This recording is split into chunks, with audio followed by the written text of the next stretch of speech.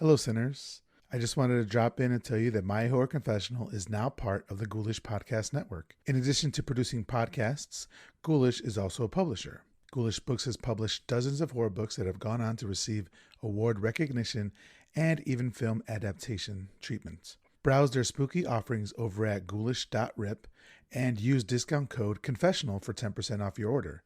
And remember, ghouls, live spooky, die spooky.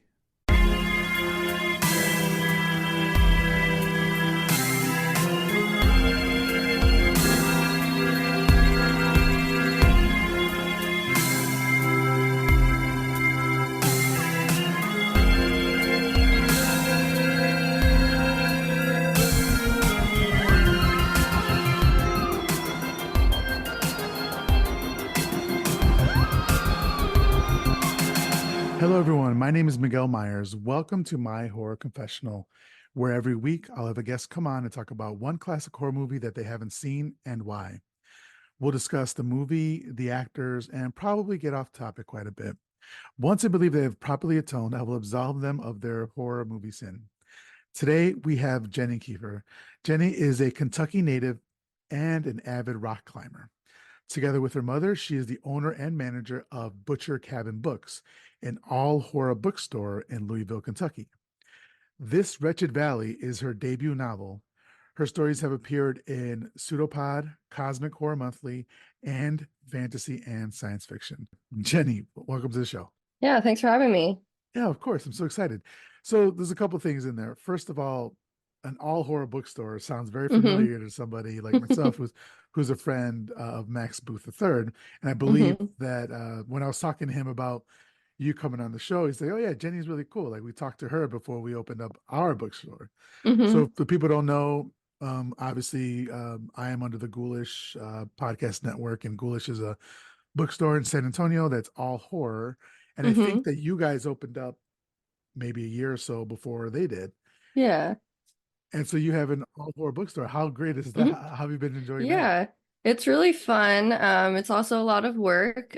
So I'm sure you've heard something similar from Max that it's a lot of work to do everything, to like run a business and have a writing career. And I have a day job as well. Oof, And I know okay. Max is like a publisher, so um Yeah, yeah. both very busy people with not a lot of time for for extra things. But yeah, it's really fun, and it's been a fun ride to see how well it's been I guess received by the community. I think we have a pretty good local community. We also have people who travel to see us, which is cool. But yeah, we're hoping to expand a little bit this year, but like I said, we're a small team and very busy, so it's slow going. Yeah. No, that's great. That was going to be my question was how has the community received you? Because, and forgive me, I'm big town, big city living my whole life, hmm born and raised in Chicago, and now I'm in Austin. When I think of horror, I don't really think of Kentucky. hmm Well, I do think of Kentucky, but like it's for different horror reasons that I might have. But you just Kentucky doesn't come up to mind for me anyway. So it sounds like you're saying that you've been received really well. Yeah, Louisville is the biggest city in Kentucky, and it Oh is yeah. very Halloween centric in a lot of ways. So we Halloween is a big time of year here. We there's like a street on in Louisville, probably now a few streets that go all out for decorating for Halloween. We have like a Halloween festival. And just on the street that the bookstore is on, Barrett Avenue, has Unorthodox, which is like an oddity shop, and we have another Halloween store down the street, and there's a vintage store that sells like old costumes. So Yeah. um, I think it is surprising to some people, but I think just the Midwest in general, which Louisville is kind of like at the bottom, like between the South and the Midwest. Yeah. Halloween's really big there, I think. Okay.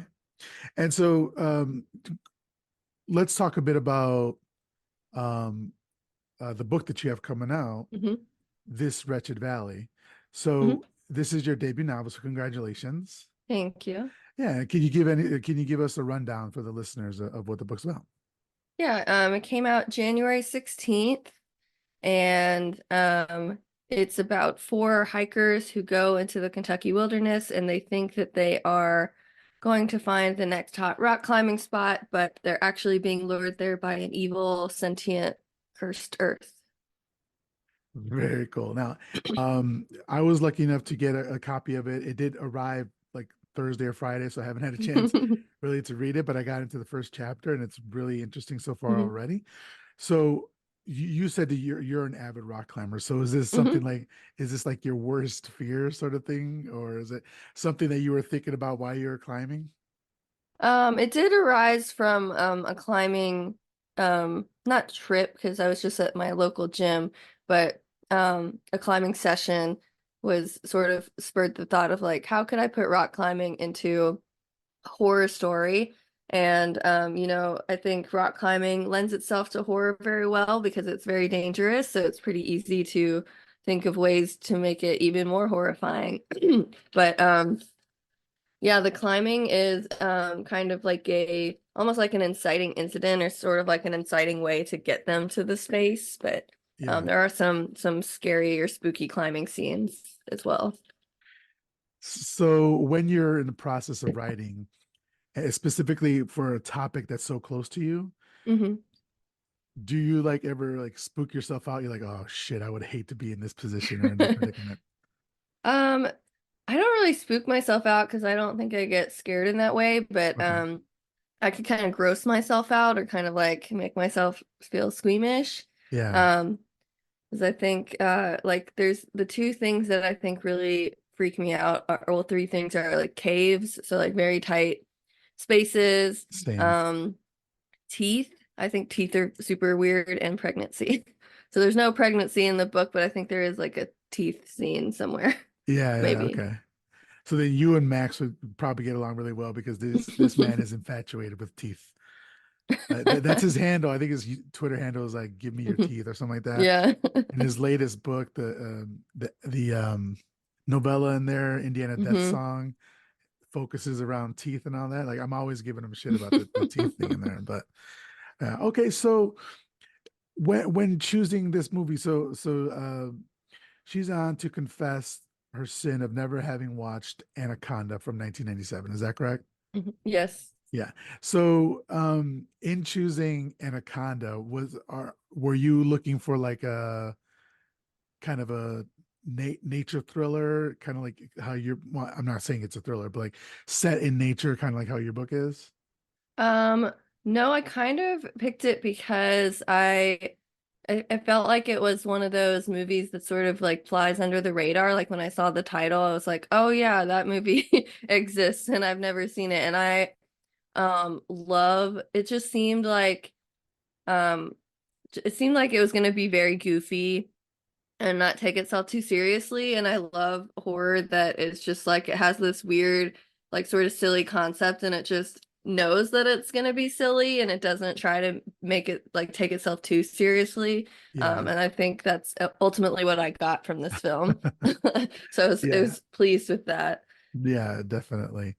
So going back to your writing a bit, so this is your debut novel, and I've talked Hmm. to at this point, I'm almost coming up on 100 episodes, and I've talked to a lot of authors and a lot of first-time authors, and most of them have said, "Well, this is my debut novel, but I've been working up to it, and I have some trunk novels." Meaning, Hmm. for the listeners, trunk novels are ones that you've written but you'll never publish because you just Hmm. don't think it's up to it or whatever, or they wrote short stories or something like that. Hmm. So, what was your process in order to get to this debut novel? Um, well, I have 2 degrees in writing. I don't Oh, know wow. if that like helped or hindered. Because sometimes I definitely think that can hinder you, if you have too much sort of like formal background. But um, I think around like 2018, 2019, I sort of started getting serious about wanting to, start a writing career. And so I was like really trying to invest myself in, um, fiction writing and trying to get that out. I have one trunked book that I wrote before this Wretched Valley and a few short stories that have been published. Um, but yeah, this is it was my I think it was my second attempt at like my second book that I actually finished. I'm sure that I think I can recall like a few that I started and they didn't really go anywhere very very early on, but I started writing this Wretched Valley in around late 2019, and I was querying it. I had a draft that I felt was ready to query around summer 2021 and was getting a lot of full requests from agents, but nobody was like wanting to take it on. And then I did a mentoring program called Pitch Wars. Where I worked with a mentor, Cynthia Paleo, to revise it. We did a really big developmental edit. And then I signed with my agent after that. And then he sold it to Quirk pretty quickly after I signed with him. Nice. Congratulations. Yeah, I love Cynthia. Yeah, thank you. She's been on the show before. Yeah. Yeah. Okay. That's so you and like another guest I had on, E.M. Roy, Hmm. she is she was a debut author as well, Hmm. and it was her first time submitting. She'd only submitted to one person, and it was Ghoulish Max, and he published it. So like the first time she wrote a book and submitted it, it was picked up, and then you like the second time you wrote a book, Hmm. and then I've talked to other people in the industry who've been like writing for like 20 or 30 years and like this is their Hmm. first book, stuff like that. So it's Yeah. all over the place. It's just Hmm. so fascinating to hear the different kinds uh Yeah. of paths that people take. Yeah. And everybody's path is going to be different. And I think it's hard to it can't like I think even when I was in the querying trenches, you hear those stories like, well, like of people who, queried 3 times and got an agent or their first submission they got accepted. And I think it can be hard to hear those stories, but at least I think I say like my process or my path to publication with this book, it in the moment it felt slow, but when I step back and think about like how traditional publishing works, it's actually pretty quick, and I feel very lucky and grateful that Cynthia took me on as a mentor. And I think that really like pushed it into that next level. Yeah, she's a great writer. I loved Hmm. her book, Children of Chicago, I think it was. Um, Hmm. so as a uh, owner of a horror bookstore, Hmm. Butcher Cabin Books, how did it feel putting your horror book up on the shelves? It Because you was it have to was have it, right? yeah, we have copies, and I think because like I sign them, we sell out of them like almost every week since it's been out. But yeah, it's been really fun to see, and like I will like work shifts up there, and I don't tell anybody, like if people walk in, I'm not like, here's my book, please buy it. My mom, who's my business partner, is more the person who does that. Um Yeah. but like she's put like signs up around the store when it was like available for pre-order and stuff.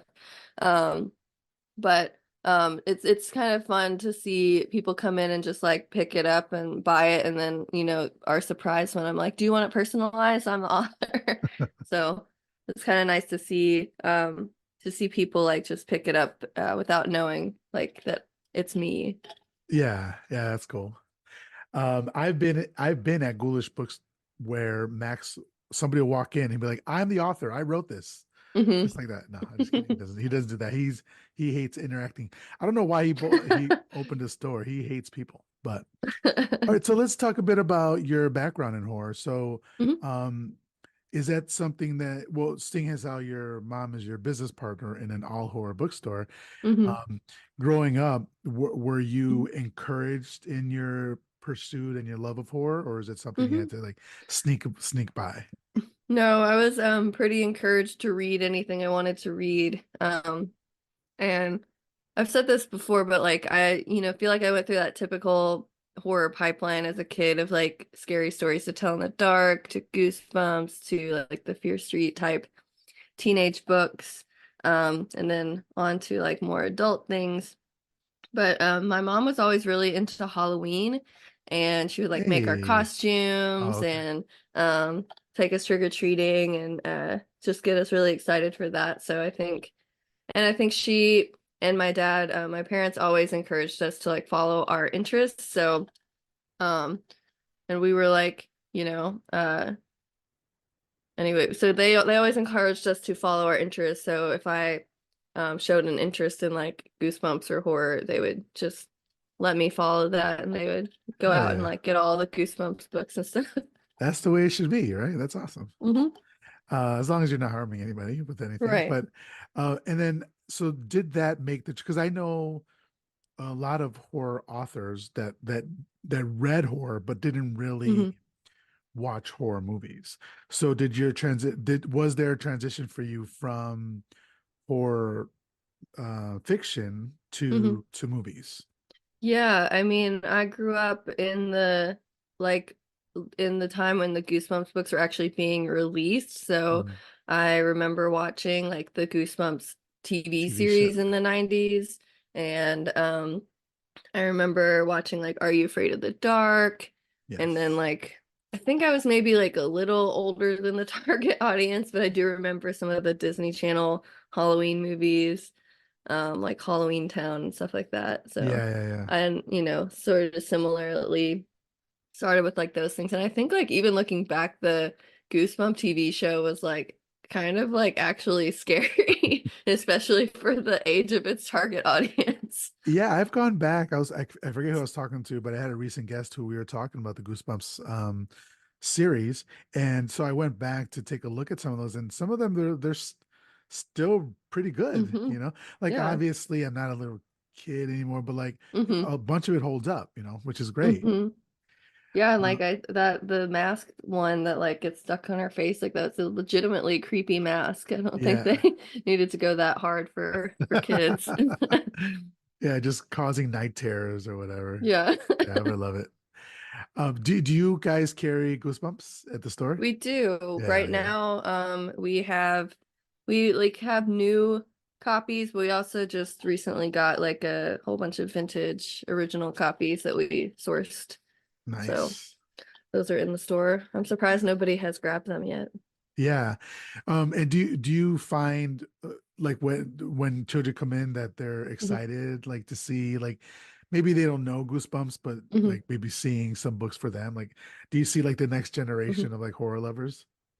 Yeah, I think what happens usually is that people come in without their kids and then are surprised to see that we have all ages. Like we have board books, we have picture books, and we have middle grade and YA. Um, and so I think sometimes people come in and they're like sort of surprised that it's not just all books for adults, and they'll get like a book for their kids, or they'll be like, I'm gonna come back with my kids. Um, and I know we have like a few families that are like regulars and they come in on the weekends and Oh, that get is stuff. cool. That is cool. So what you do is you get them early, and then once they're Hmm. old enough, then you sell them your stuff, this Hmm. Wretched Valley. There you go. Or Yeah, sell it to their parents. yeah. Well, so you said it came out already. So how can Hmm. people buy the book? Are they able to buy it off your website, or how would they be able to Yeah, get? if you want a signed personalized copy, you can order it from horrorbookstore.com, but it's available everywhere. There's ebooks, there's a really great audiobook. It's just available wherever books are sold. You can probably find it even in like your local Barnes and Noble if that's all you got. Yeah. Oh, and the audiobook's already out. Wow, that's great. Hmm. And it's Yeah. good that I have spoken to some authors who will remain nameless that didn't really like their the person who did their audiobook. And it sounds like you said that is a really great one. So that's good to hear. Hmm.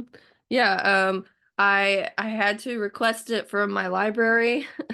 Um, we ordered like I've ordered a CD copy like through Ingram, but it still hasn't like shipped, and I ordered it like really early, so I don't know what's up with that. I might actually the audiobook was produced through Blackstone, Okay. and the book is through Quirk. So I might just reach out to Blackstone through the bookstore and be like, how can I get this Hey, on CD? give me. I wrote this. Give me. Yes. Yeah. But I requested it through my library. And once, and it was funny because I, on Libby put like the notify me, and by the time like I saw the notification, it was like already checked out by somebody. So I had to wait for my own book to listen to it. And it was a Well, really cool experience because I'm sure many other authors can relate to this. By the time it gets to the point of publication, you've read it like 5 billion times. Um, to the point where you're kind of like, I'm ready for other people to read this, and I don't ever want to read this myself again. Um, but listening to the audiobook was really cool because it was almost like I was reading it again for the first time. Um, yeah, I think Megan Tusing did a really great job with the audiobook. yeah, okay, great. Well, and how can people follow you and support you and your work and the store and all that? Well, I'm at underscore Jenny Kiefer on pretty much every platform, and actually, I think every platform. And then my website is jennykiefer.com. And then the store's name is Butcher Cabin Books. So if you search that, you'll find everything. But we're at Horror Bookstore on Instagram and TikTok and horrorbookstore.com. And then our Twitter is at horrorbooks_KY. But if you just go to our website, we have links for everything. Okay, and I'll link that in the show notes as well, so they can find it easily. And I did want to ask you another question before we move Hmm. on. Just the name of the store, Butcher Cabin Books. Hmm. It sounds like a great name. Was there anything behind that?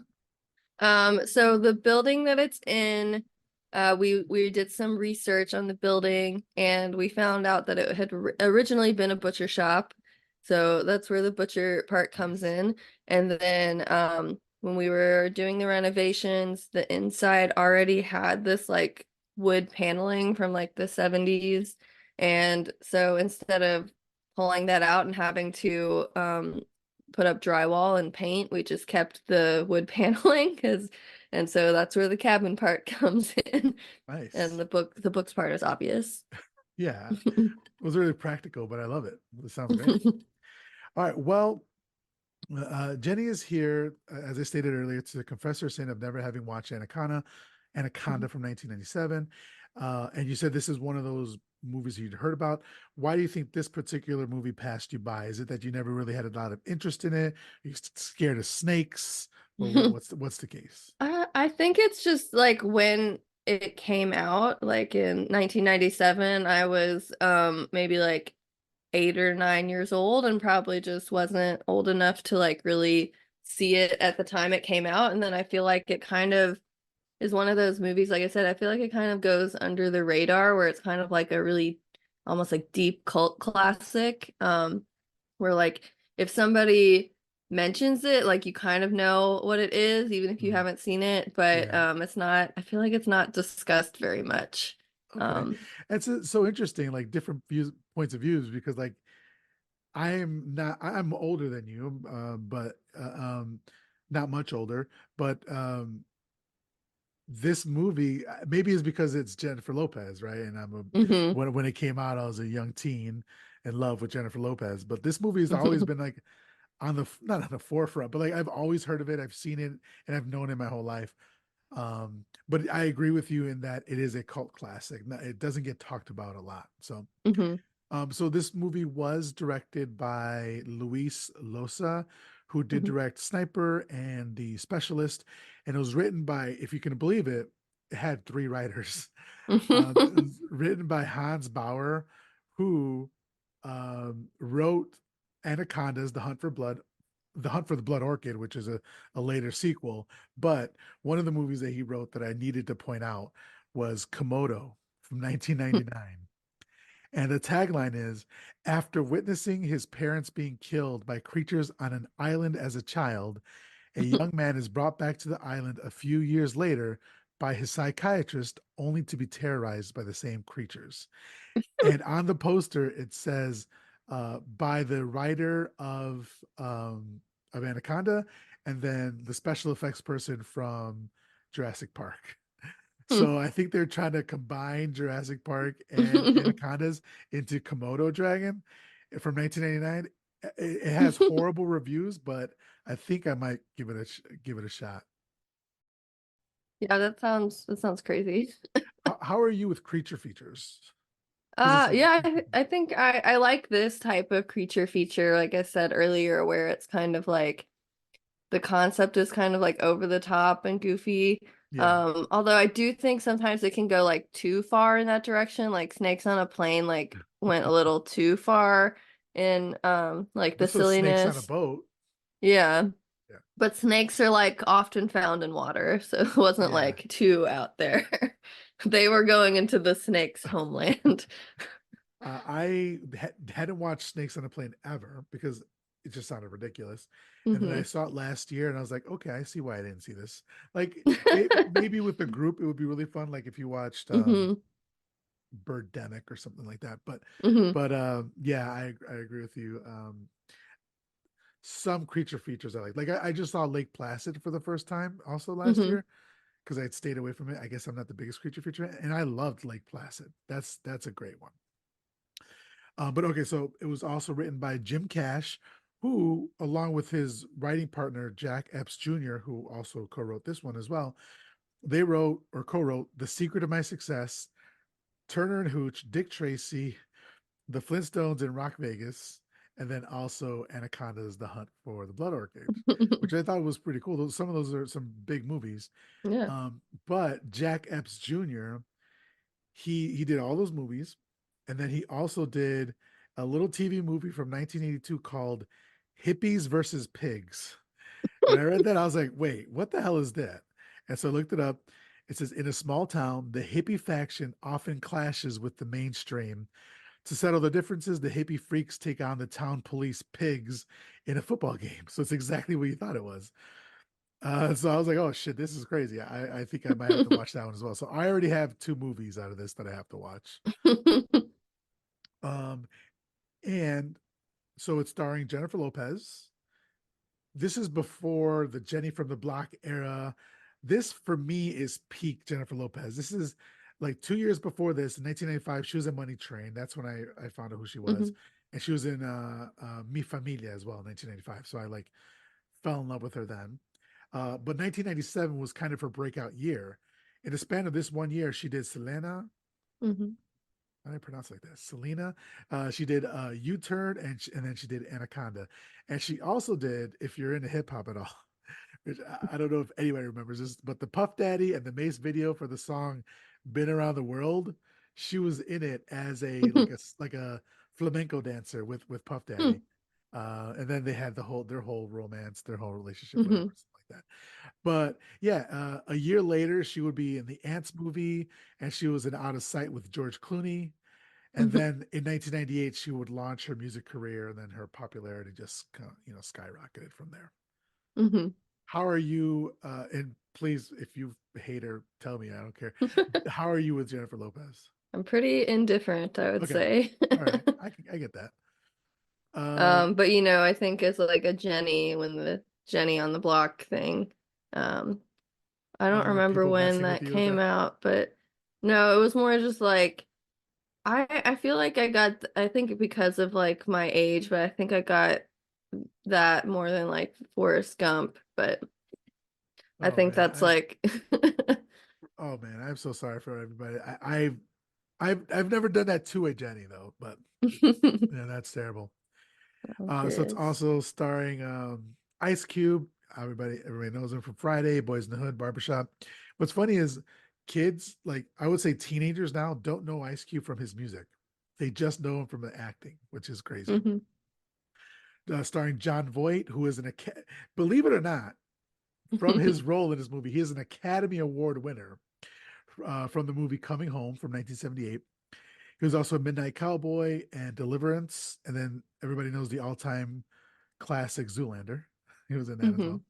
well. Starring Eric Stoltz from Jerry Maguire, Pulp Fiction, and The Mask. Um, do you know about Eric Stoltz and his like Back to the Future stuff? Mm-mm.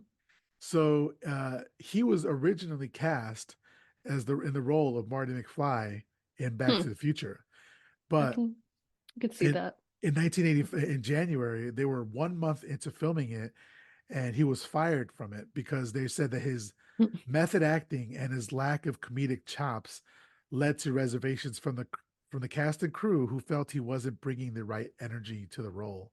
Is that That's why they like put him in a coma for 90% of this movie? yeah, probably right. I mean, he had a great job. I mean, I'm sure he got a full paycheck to be in the bed for a long time, you know. But then Michael J. Fox joined the production at the last minute, but he was juggling workload between Back to the Future and Family Ties. And then just a couple more people. Jonathan Hyde, he was in Titanic, Jumanji, and The Mummy. Owen Wilson, obviously, The Wedding Crashers, Bottle Rocket, and the voice Mhm. of Lightning McQueen in Cars. Ciao. And then I'm always happy to see Danny motherfucking Trejo. Mhm. In this same year, he was in Con Air. And 2 years before, he was in Heat and Desperado. I think for me, this is peak Danny Trejo. Mhm. He's only in it for like 2, 3 minutes at the beginning of the Mhm. movie. Worth it for me. I love seeing him in it. Um, but yeah, so let's go. Let's get started talking about the movie. So the movie starts and we get a paragraph, and it Mhm. says, "Tales of the monstrous man-eating on a I can't speak today. Tales of the monstrous man-eating anacondas have been recounted for centuries by tribespeople of the Amazon basin, some of whom are said to worship these giant snakes. Anacondas are among the most ferocious and enormous creatures on Earth, growing in certain cases as long as 40 feet. Unique among snakes, they are not satisfied after eating a victim. They will regurgitate their prey in order to kill and eat again." Now, that's a great opening. However, Mhm. wildly inaccurate. but I, but I understand it's for a movie and contextually speaking. But really, in reality, anacondas regularly get to about 8 to 10 feet, not the 40 feet that in the movie they have their anacondas as 40 feet. Also, they very rarely will attack humans, but they do eat like smaller mammals like capybaras and small deer and stuff like that. Um, but more than anything, they are um, uh, what's the word I'm thinking of? They're cannibals. Mhm. So they will eat female anacondas will more than likely eat the male cannibals. Will eat the male anacondas, which is great. You love to hear. So now we're actually into the movie proper, and we get this beautiful shot over water and the trees, very calming flute music. And then we start to hear these animal sounds like they're getting agitated. And we see a man, Danny Trejo, trying to call for help on the phone or on the radio, I should say. And he looks impossibly young. Um, but if anybody knows Danny Trejo, that's not his voice. He was dubbed over and over a person speaking Portuguese. And so the music ramps up here as the camera kind of floats closer to the boats, and it's snake cam. I always love to see a camera that's Mhm. representing an animal. Love to see it, or like an Evil Dead, the camera that we would get from there. So all the animals are now in the cages. They're all starting to act up. Suddenly, the boat starts shaking as if it's being bumped from below. The man notices. We never get his name, but he's listed in the credits as poacher, but that's just his profession, not his name. Maybe it's his Mhm. name too. Who knows? But um, so he grabs a gun and a hammer. On the wall is a newspaper clipping, and it went by too quick. And I wanted to see if you noticed it when because they focus on it, but it was an unfocused shot. Did you notice that? Unless I didn't notice it then, but I Okay. think it comes up Yeah, later. it definitely comes back later. Yeah. Um, so we noticed a newspaper clipping, and then we see some people, but I definitely noticed him, but we don't know the other people who are the other people are at this point. So he starts nailing the boards shut, but suddenly the floor beneath him starts to come up. Here's my question. He was he was boarding up the doorway when stuff was coming from below. So I don't think he was thinking very clearly at that point. Yeah, I mean, I think he was probably thinking like it was maybe he didn't. Well, I assume if he had the newspaper clipping, he knew what like was out there. But maybe he didn't realize it would like, you know, come up from the bottom. Maybe he thought it would like come onto the It would boat and try to go through the door. knock on the door. Hello, sir. Yeah. Yeah. So the boards start flying up, and the nails actually fly up through the air, like you can see him. And the look on his face is complete terror, which looks great. Hmm. Next, he is like catapulted straight up into the air, hitting his head and his back into the ceiling. At this point, we still don't know what the hell it is, but he manages to escape that room. He runs out to the deck, and he's climbing a ladder, and he shoots behind him. And he climbs I think it's called a mast. I'm not good with boats. Hmm. Are you? I think that's right. Yeah, I the don't know mast, right? though. And he's like holding on for dear life, but he looks down. We don't see it, but he looks down, and he is absolutely terrified by what he sees.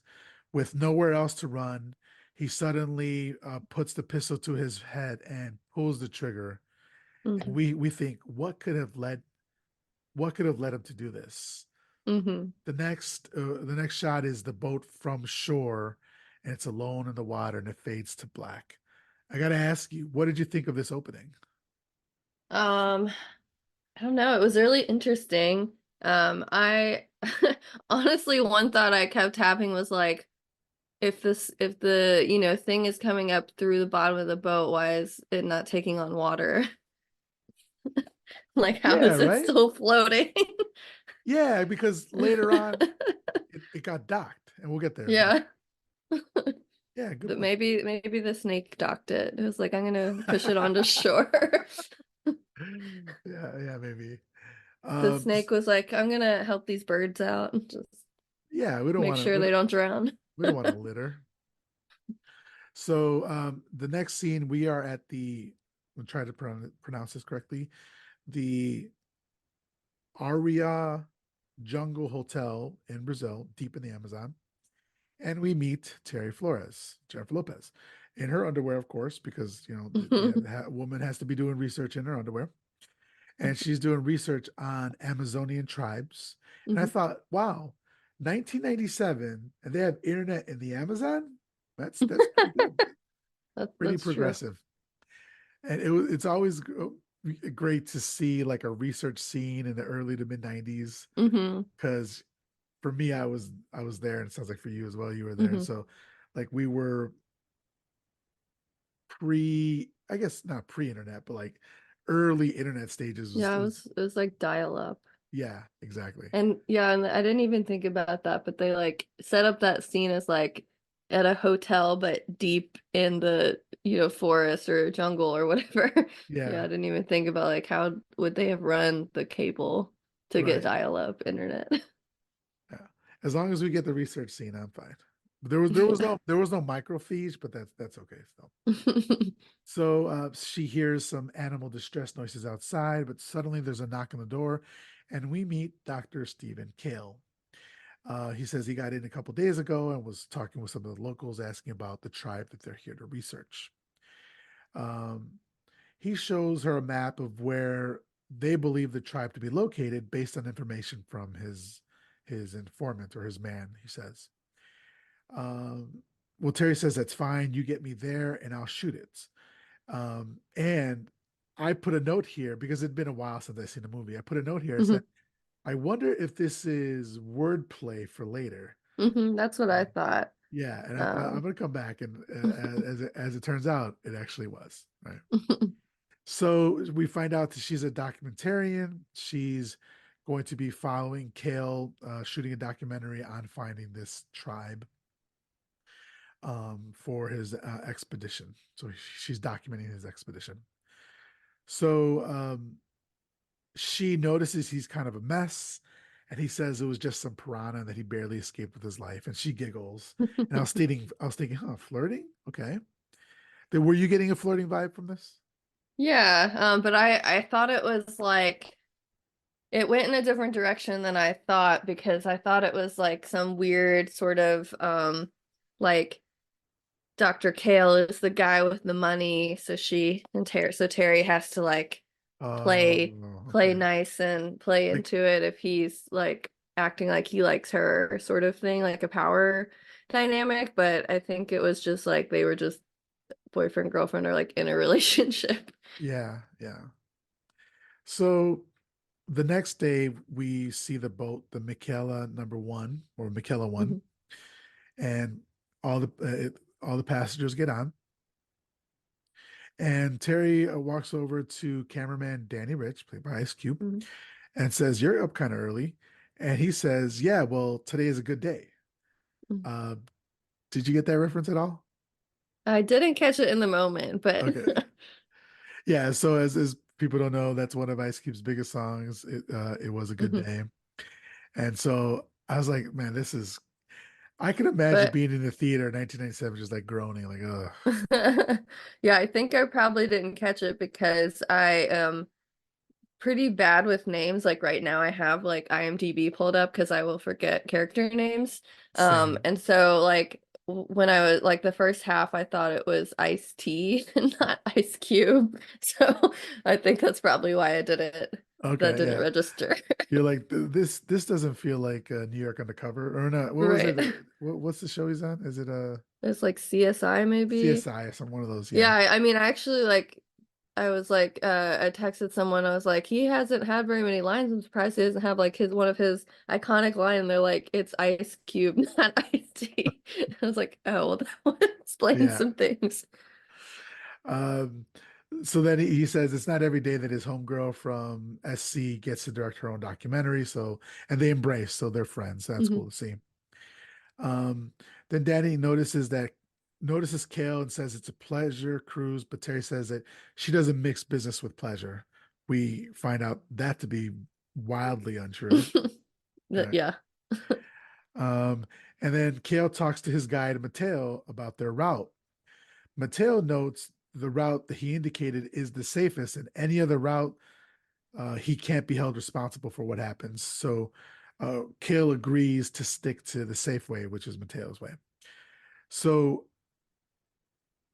I wouldn't say that this movie like lends itself to many rewatches, but they're rewatching it now for the show and talking about it. They do seed some stuff along the way, Hmm. which is a kind of sign of good writing, I think. Like I know Yeah. like this movie is kind of it won a bunch of Razzies and like people like make fun of it and if and it, believe me, I understand it deserves to be made fun of in some instances, but I think the writing's pretty solid.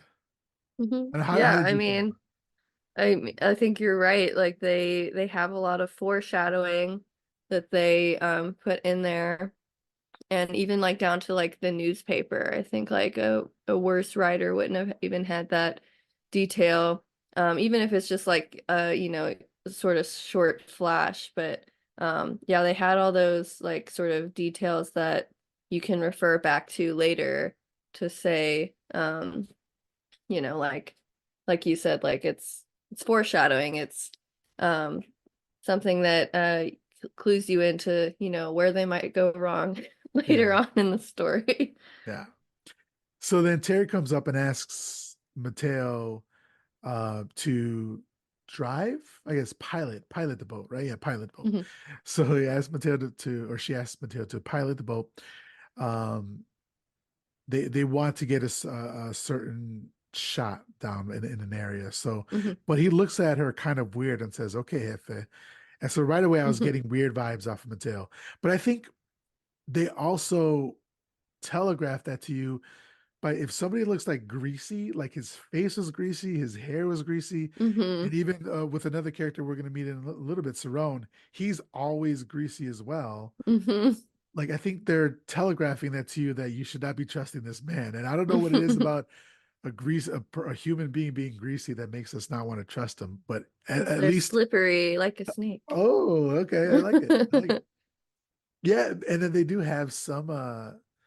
They do make Cerrone, we'll get to that later, have some mannerisms of a snake too, Hmm. which is a great insight. So Yeah, but that's interesting that you mentioned that because I didn't really think Mateo was like a villain in the movie. I thought he was just like hired crew, sort of trying to do his best in the beginning or throughout the whole thing. throughout the whole thing. Okay.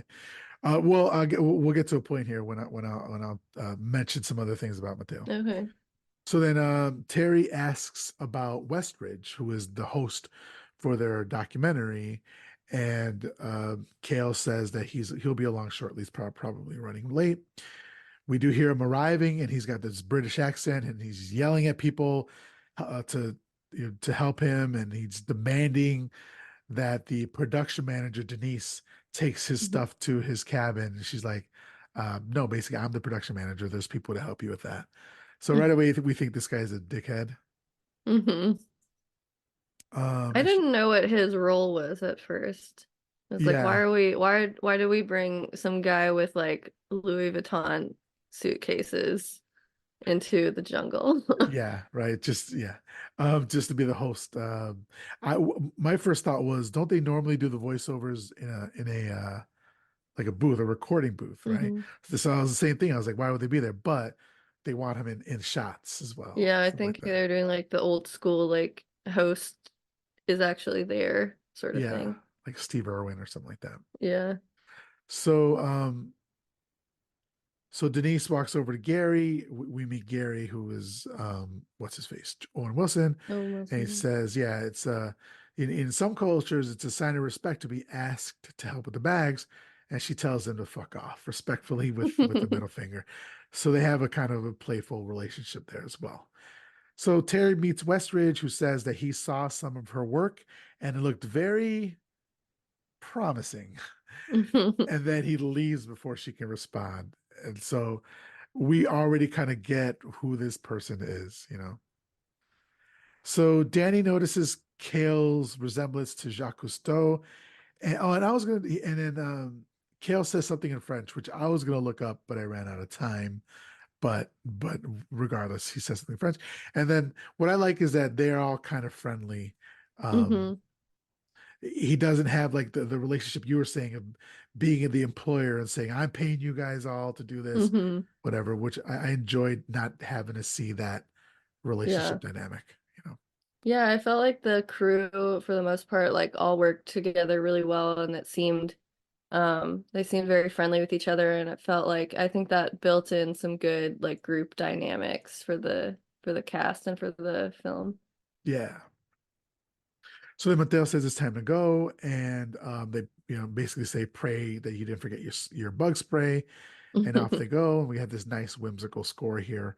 Then we do get a voiceover by Westridge. He says, "Our adventure begins 100 miles from the mouth of the mighty Amazon, deep in the heart of the rainforest.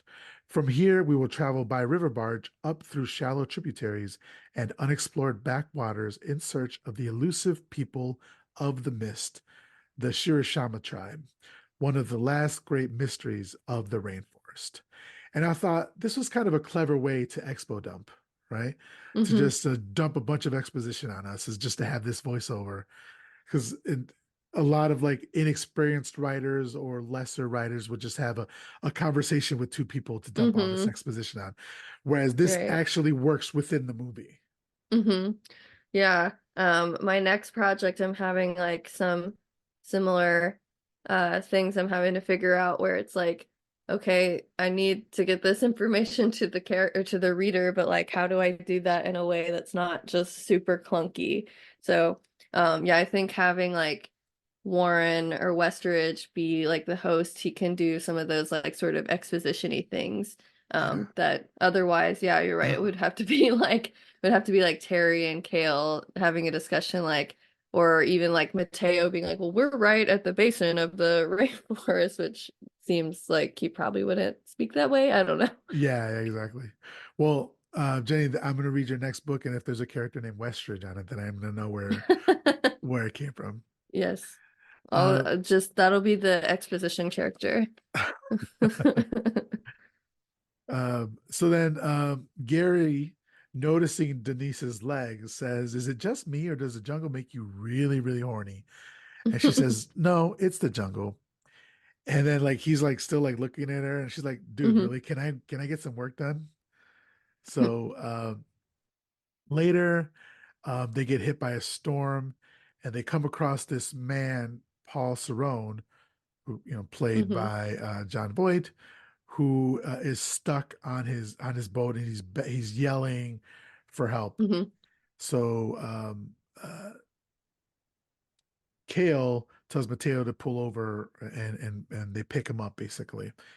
Mhm. I wonder here what would have happened if Kale had said no, let's keep going. I Oh, wonder we where. went.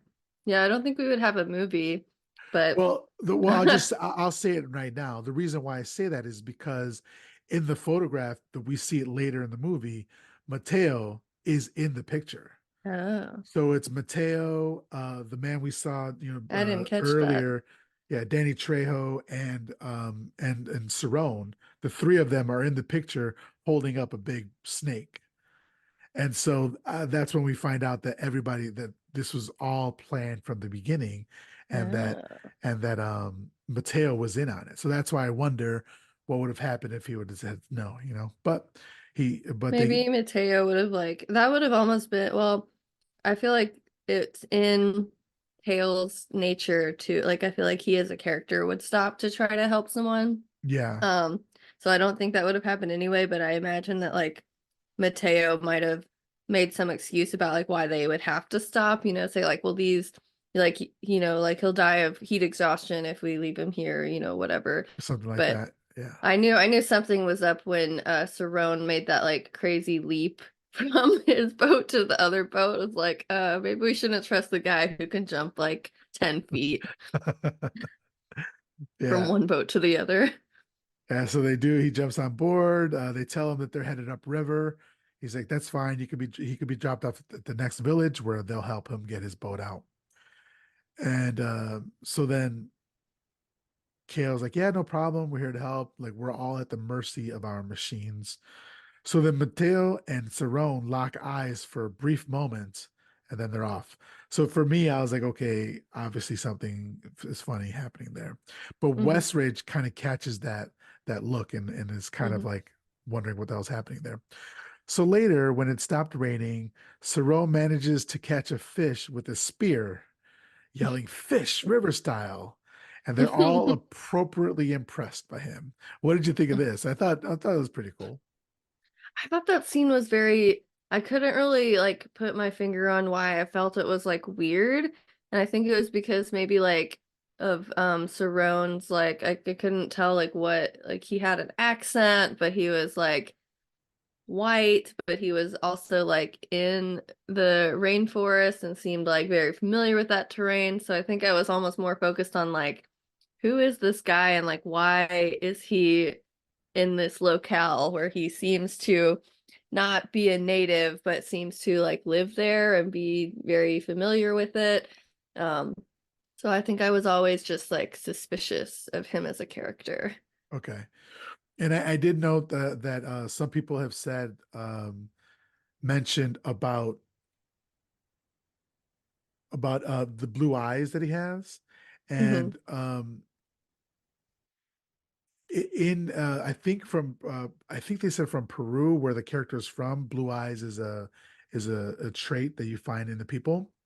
Hmm. So yeah, but he was trying to do or Paraguay. I'm sorry, for Paraguay. So, but he was doing an accent that kind of came Hmm. in and out. The accent was very off-putting, extremely off-putting. Um, you would think that he had a better, this Academy Award winner had a better accent or something. I'm not sure, but Hmm. I think a lot of what people have wrong with the movie is kind of Jon Voight's unhinged acting in this movie, but I think it works really well because the character is unhinged at the point, Hmm. Speaking like of unhinged, like Jaws and snakes, stuff like that. That's pretty good. Yeah, I Yeah. mean, this is off topic, but that's how I feel about the version of Frankenstein that Kenneth Branagh did, where he Okay. did like Mary Shelley's Frankenstein and he played Victor Frankenstein, and everybody thinks that movie is really terrible and that he's like overacting, and I'm like, no, that's just how Victor Frankenstein is. Like he's super dramatic and over the top, and like Victor Frankenstein definitely would just like take his shirt off at any moment just to be dramatic. Like that's like I think that Kenneth Branagh portrayed Victor Frankenstein entirely accurately. Okay, you're the second person to tell me about that movie like that. I need so I might need to watch it. Would you recommend? I would recommend it. But yeah, it is very it can feel very like silly and over the top, but that's how that character is. That's how Victor Yeah. Frankenstein is. Okay, cool. I'm gonna check it out. So after catching the fish, he's like prepares it for them, and he kind of tells them his backstory. He's from Paraguay. He was actually going to be a priest, but he said he needed the jungle. And Westridge asks him what a failed priest is doing in the jungle. And he did not take kindly to that comment. He said, "Failed? Who said I failed?" And then the whole time he's talking to them, he's like chopping away at this fish very violently. And he tells them that he actually catches snakes for a living. And Terry asks, "Oh, you're a poacher?" And he, immediately he's like, "Nope, poaching is illegal." He says really quickly. So he asks them what they're hunting. And they say, "Well, we're not hunting anybody or anything. We're actually a documentary crew. We're looking for the Shirashama tribe." And he says, "Oh, he's aware of them. He's actually seen them." And Westridge doesn't believe him. He says anybody with like five whiskeys in will tell you that they've seen the Shirashama tribe. And uh, uh, Cerrone says, "Yeah, but like five whiskeys is breakfast on the river." And when he talks, he's exposing his teeth, which feels like he's exposing his fangs. Like this is one of those other things Mhm. that like made him feel like a snake, like almost, you Mhm. Yeah, know? he kind of like would hold his head like with his chin down and his forehead like forward, Yeah. which I think is like the stereotypical like snake stance that they always use in movies and stuff. Yeah, whatever he was going for, I'm glad that he went for something because you can't play Cerrone straight up, right? He can't just be a straight up Universal Monsters hmm mustache twirling villain. I think he needed something else. Um, so they all have dinner together, and he calls Denise baby bird, which I was like, don't do that. It's really really weird. And like hmm throughout the movie, I was struggling to say what Cerrone was other than creepy. So hmm like everything he does is done creepily or in a creepy manner. Is really really off-putting. But so that night everybody's kind of hanging out, and like Denise is doing like just dancing to music apparently, and Kale tries to impress Terry with mating facts about fireflies, which apparently is flirting. And then they said that he says that he kissed. I'm sorry, he says that he missed her, and then they actually kissed. So I was like, oh hmm wait, so you guys are actually kind of together. That was a surprise to me. Yeah, same. Yeah, I was surprised at that relationship too, and I think mostly because it's like Jennifer Lopez, and then it's like scrawny redheaded white guy. yeah. Um, but I mean, that's how it always goes. You have this beautiful woman and this very mid-looking man, hmm you know, in these movies or even TV shows and stuff like that. But hmm um, then we get some more snake cam, which is great. We There's a black panther that's on the by the boat, but like Oh my God, I on love this shore. part. Yeah. Do you want to explain what happened here? Well, you're in the snake's POV, and he like eats the panther, but like, the panther, oh, it's almost like it exploded, and there's just like an eyeball left, and I'm like, I love that. And I think one thing that in general I really appreciated about this movie was it seemed like they mostly did practical effects, Yeah. which just made it look so much better than if they had done like all. I know it looked like there was a little bit of like CGI or computer generated snake, but for the most part, it looked like it was all practical effects. And I think that was really the first scene where we get some of that practical effect. And I like when I saw that scene, like I love like goofy gore, like leaving the sort of bloody eyeball on the ground. And Yeah. but I think when I saw that, I was like, okay, this is gonna have like actual like sort of practical effects but cartoony type gore, and I'm here for that. Yeah. When at first I had to rewind it because I was like, was that an eyeball?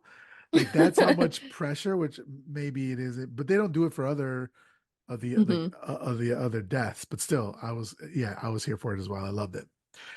So the next day, Danny is on the deck and he's listening to a song by Mac 10, uh, Mac 10 was a rapper that Ice Cube was in a group with. And in fact, he also signed into his label. And he's been, Ice Cube co-wrote the song that was on the radio. So it's another like Easter egg for his career. But then we noticed that Westridge is hitting some balls into the river, like some golf balls with his club. And I'm like, you polluting little bitch. Like you don't know Right? what you're gonna do to the ecosystem of the thing. And nobody's stopping them. They're all supposed to be like these documentarians who are really Mhm. worried about nature and all. They don't Right. stop them. That was weird. Yeah, and it seems like I think his character felt off in terms of like I guess like as a writer I would have made a different choice because I think he was supposed to be like the prima donna talent, but I don't know, it's kind of like I feel like if you're even if you're the talent, I felt like they were like relying on that like prima donna talent stereotype, but it didn't really fit with the documentarian sort of vibes because I'm like I just can't imagine that somebody whose main job is to like narrate and be like the host for documentaries where you have to go into like the jungle would be like would still be a prima donna. Like I feel like they would have to be used to the conditions of the jungle Right. and roughing it a lot. So I Yeah. think his character there was like I like I guess I that's the best way to put it is I as a writer would have made a different choice there with his character. So Yeah. I found that strange that like they were still making him be the like prima donna talent who does stuff like bring golf clubs and golf balls with him to the jungle. One of the things though I agree with you there. From my point of view, so Bear, I think, are you familiar with a person named Bear Grylls? hmm So Sort of. yeah, me too tangentially, but I once saw this clip about how like TV is fake, and it was the behind the scenes of Bear Grylls TV show. I don't know what the name of it was, hmm and basically he's like this kind of guy. For people who don't know, as much as I know of him, is that he like goes out into the world and shows like dangerous situations and stuff like that in hmm nature or whatever the case may be. So they were filming him where in the one scene he needed to jump kind of like not a gorge, but like this huge like To channel his inner Cerrone. yeah, exactly. And he had to jump this huge gulf. Let's say it was 6 feet or whatever, you know. hmm And he's like, "Yeah, we're going that way, so we got to jump it." And then he jumps it. That's what they showed in the movie. The behind the scenes was that not 2 feet away, the hole tapers off, and you could just walk around it. You know, so like, and so they posted that on the internet, calling him basically fake, right? Because you're hmm kind of setting this up for your shows to for drama. And so hmm when I think of somebody like Westridge, I think on camera he sets himself up to be this great explorer who hmm is like going out into this jungle and is hmm putting his life on the line when in reality he only does that for the camera when and he lets other people do all the dangerous stuff, you know. That's what Yeah. I was thinking about with that character, but I could see both. Yeah, but I guess like maybe even just like as you go, like his character like sort of flips, I think, in the middle. So maybe we can talk about that when we get there. Yeah, yeah, 100%. Yeah. And I liked that. I like the redeeming part. hmm So he's Westridge is frustrated at the noise. He calls noise the music and turns off the radio. Danny tells him not to touch his radio. And when he goes to do it again, he slaps his hand away and he says, "You know, I could hire someone to kill you." And then Danny says, "Well, I could kill you myself," which is the way better threat, you know? hmm I guess I'll say I loved that kind of banter between them because it felt so real. And like I have no idea like how you would find this information. I know sometimes there's like trivia on IMDb, but I wonder if like stuff like that was like scripted or if it was like improv by the cast, because that just seems like such a conversation that would naturally happen if you're like sort of stuck on a boat with all these people who have like different interests and personalities, but you're like pretty close to each other. Yeah. Um, yeah, it just seems like I could see like even just like sibling sort of stuff where it's like you're stuck together and you turn your siblings like radio off and they're like, "Don't touch my stuff." Just So I bickering love, back and forth. yeah, I love little moments like that that just feel like just so real and sort of like really draw you into the characters.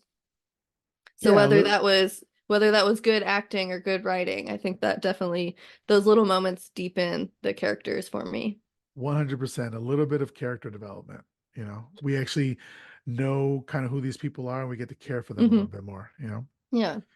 So then Terry asks Cerrone if they're getting closer, and he says, "Yeah, just around this bend," which is the thing that everybody says when they're lost Hmm. or something. So then they go around the bend and they come across this snake totem of the Shirashama tribe, and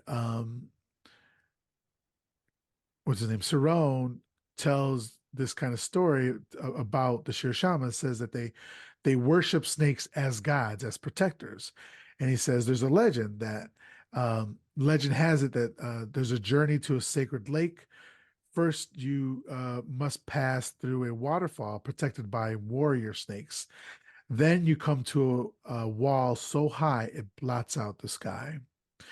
So Kale interrupts what he was saying by saying, Hmm. "Yeah, I know the legend, but it's not of the Shirashama tribe, it's of the Makov tribe." And Cerrone says, "Well, it's both." And he's like, "Not to my knowledge." So here, I believe where Kale has kind of lost any trust he had in Cerrone, Hmm. you know. Yeah. So he says, Cicerone says, "You'll find them up this fork of the river." And he's like, I know, because I trap snakes for a living. And he says, "I'm good at it." And then Kale says, "Well, I locate tribes for a living, so I'm good at it. And I know that because it's flooded, they're not going to be on that side. They're actually going to be on this side because they need to find food over here. So we're Right. so we're going to go to this side, which is the opposite side of where Cerrone told him." And Cerrone was absolutely pissed. He looked like if he could have killed him right there. He was like, "How dare you question me?" Right? Yeah. I mean, I think like having watched the movie, you know what Cerrone's real intention was there. Yeah. Like he was not trying to help them find the tribe. No, not at all. So Patreon exclusive, we now have Jenny's dog in the video, and the dog's name again is Rye. Rye. That's right. And Rye Like is, rye whiskey. yeah, and Rye looks like the best boy ever. It's just such a good puppy. He is. All right, so back to the movie. So they then shoot a scene with Westridge in front of the idol.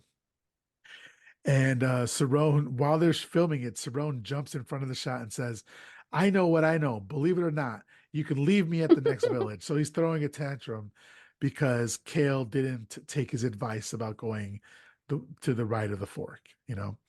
So Terry's like, "What the fuck was that about?" So we're kind of seeing a little bit of his anger Hmm. right here, right? So at night, Danny and Terry are talking while Gary and Denise go Gary and Denise go to the land to kind of get some sounds for the background for the documentary, which we all Hmm. know really what's happening. But when they said that they're They're going to go get they're some they're sound reenacting their conversation from earlier. for More for real. foreshadowing. So while they were saying that they're going to go get some sound, Cerrone was in the hammock pretending to be asleep, but the camera pans down to his eyes being wide awake or his eyes being wide open. And I'm thinking, yeah, creepy. There's no other word than creepy for this guy. Hmm. So now they're on land. Gary and Denise, Gary's smoking. Denise is like really turned on and they make out. And then, but something is looking at them from behind the Hmm. trees. Yeah, is this another snake point of view, I think, for a Right. little No, bit? Like it's well, very quick, yes. I thought. So my question to you was going to be, so first, let's get there first. So suddenly there's Hmm. silence, and they notice that, and what silence means that there's like a predator in the area, right? So Hmm. there's silence, and then Denise notices it, and then all of a sudden they start running, they're attacked by something. We don't see what it is. A shot rings out. Everybody on the boat hears a shot. They run. They shine a light out, and they see Cerrone dragging a dead boar, a wild Oh, that's boar, right. right? And he says that I'm sorry, that the boar gores with its tusks, and these guys Hmm. barely survive because it goes for the eyes.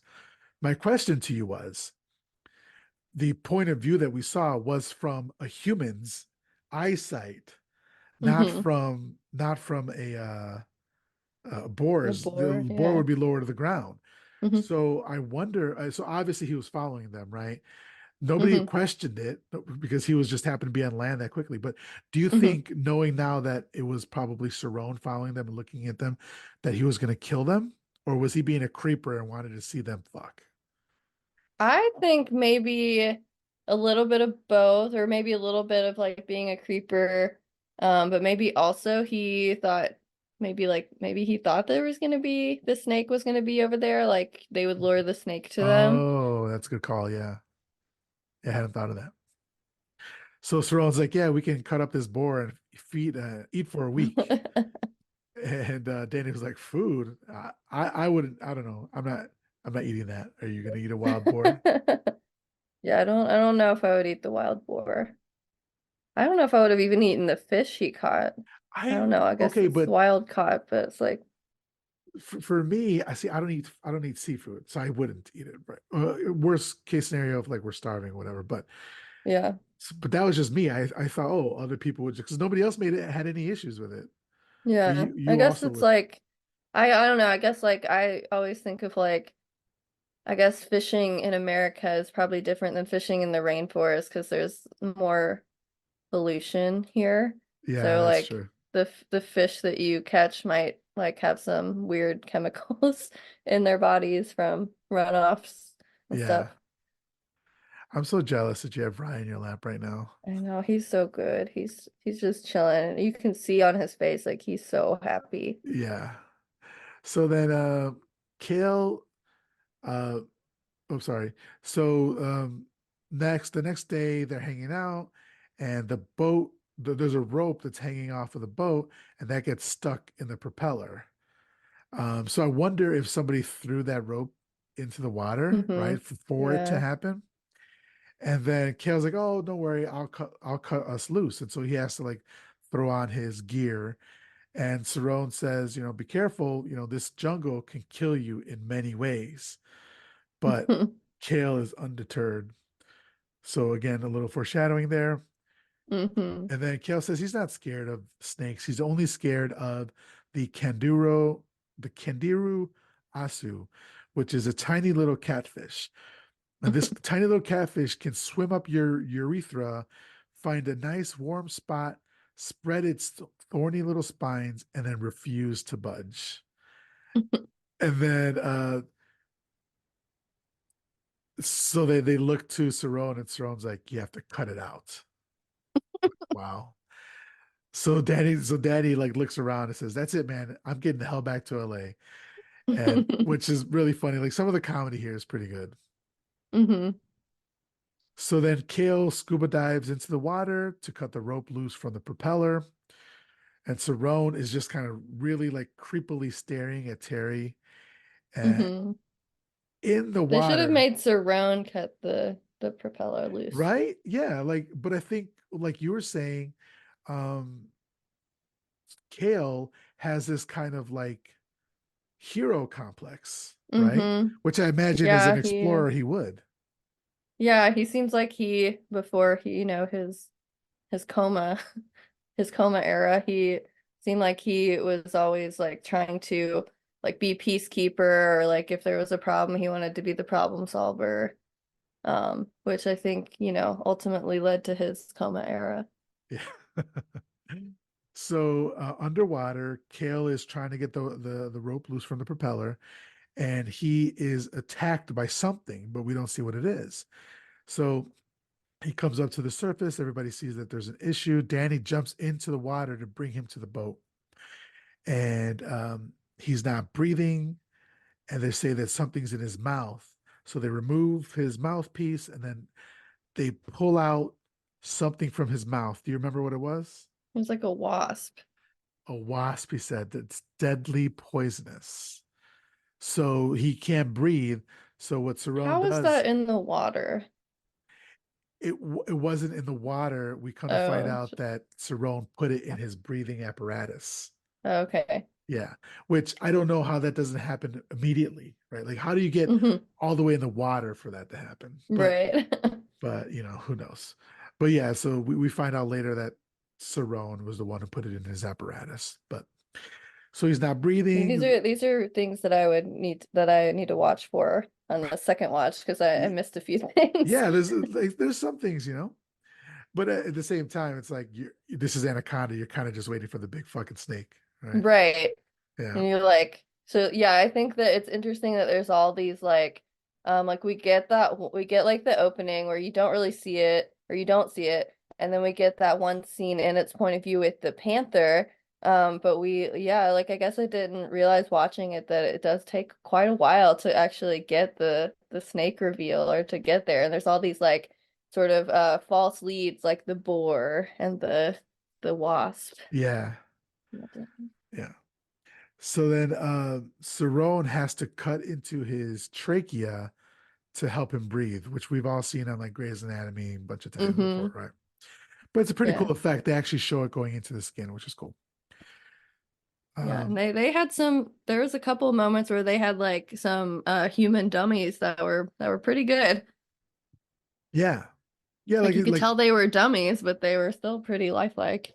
like you're saying, some of the practical effects are great. Hmm. So later, Danny finds out that the radio's not working. They're trying to call into the land to get, to a hospital for Kale. But Mateo says he can't fix it.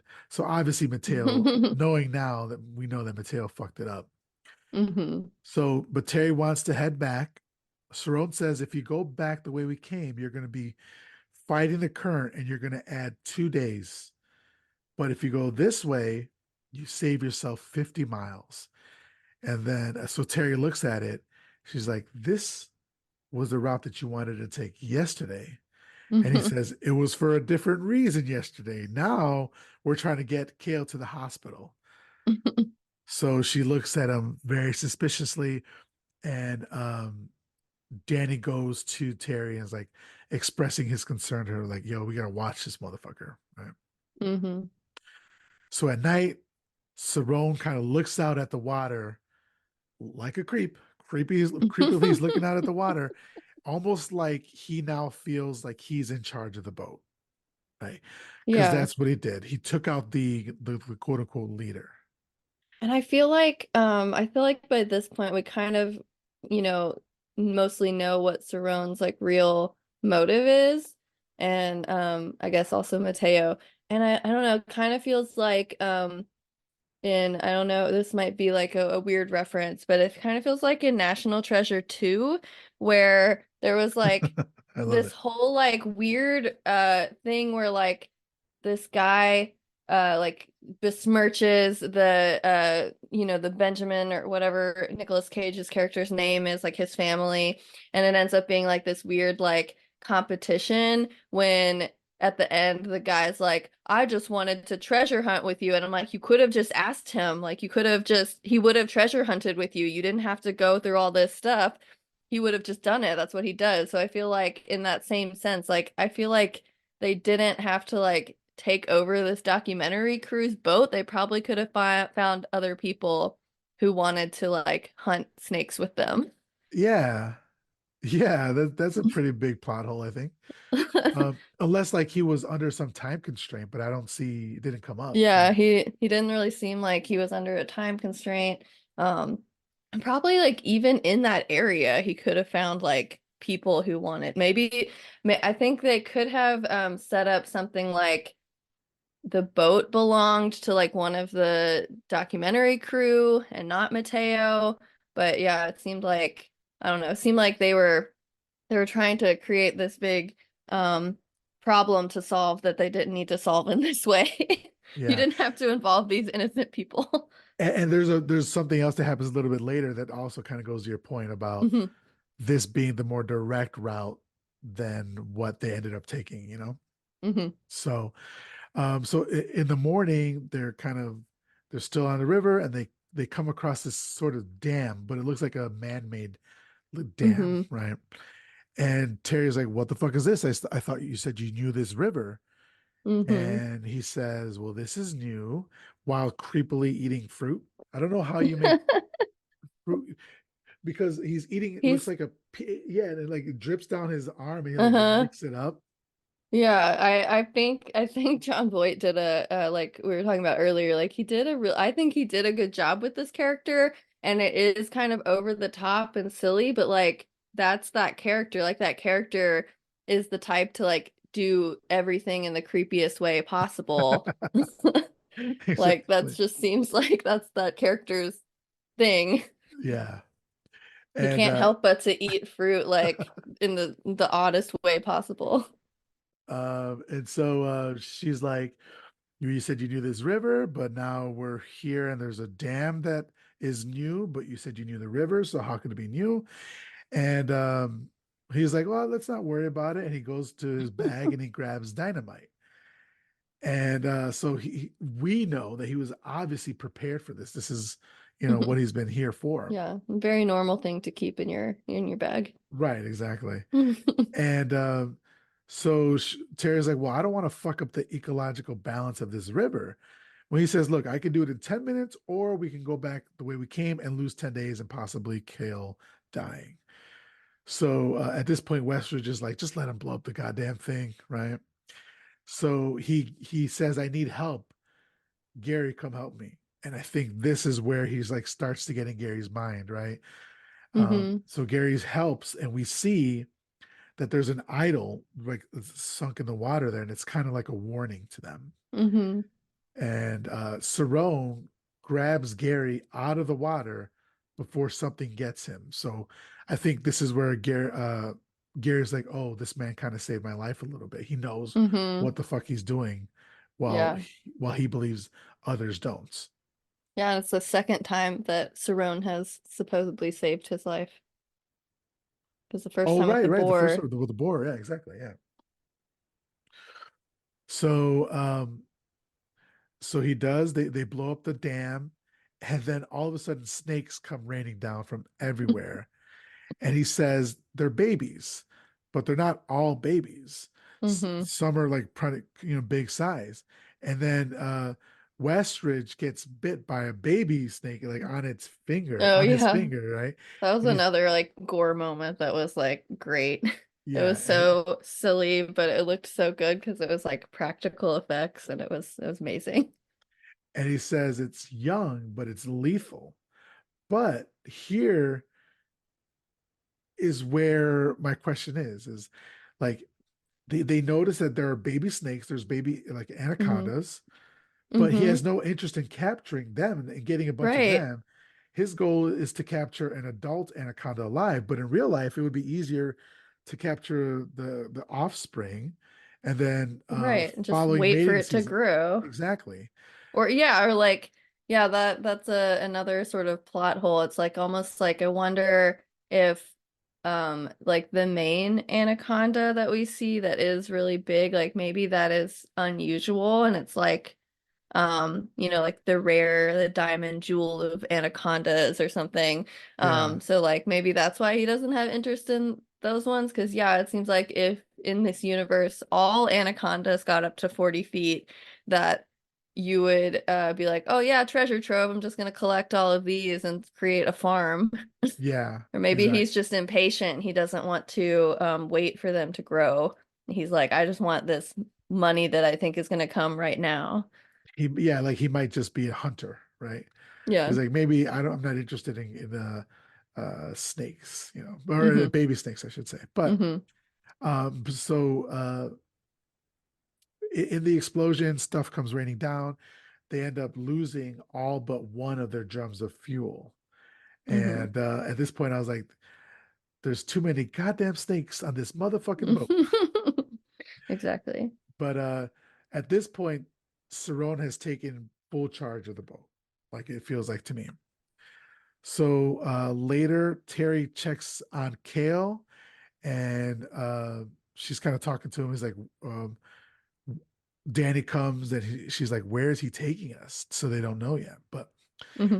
later, they come across the poacher's boat from the original, from earlier in the movie, Danny Hmm. Trejo, and they stop to check for fuel. Both Mateo and Cerrone go. Hmm. Danny decides to go to get some footage, which Hmm. he's braver than I am because like I'm not getting in the Right? water if I don't need to. Right? Especially when you've just been had like snakes rained upon you. And also it seemed like he's going alone with the two greasy characters, Yeah. which seemed like a bad idea. But one thing that I also thought was really good writing by this movie is that I had a hard time predicting the order of the deaths. Like this scene, Oh, I really thought like, oh, Ice Cube, Danny's gonna go. Which, in most horror movies, yeah, that's like a exactly. trope. Especially in the But 90s. yeah.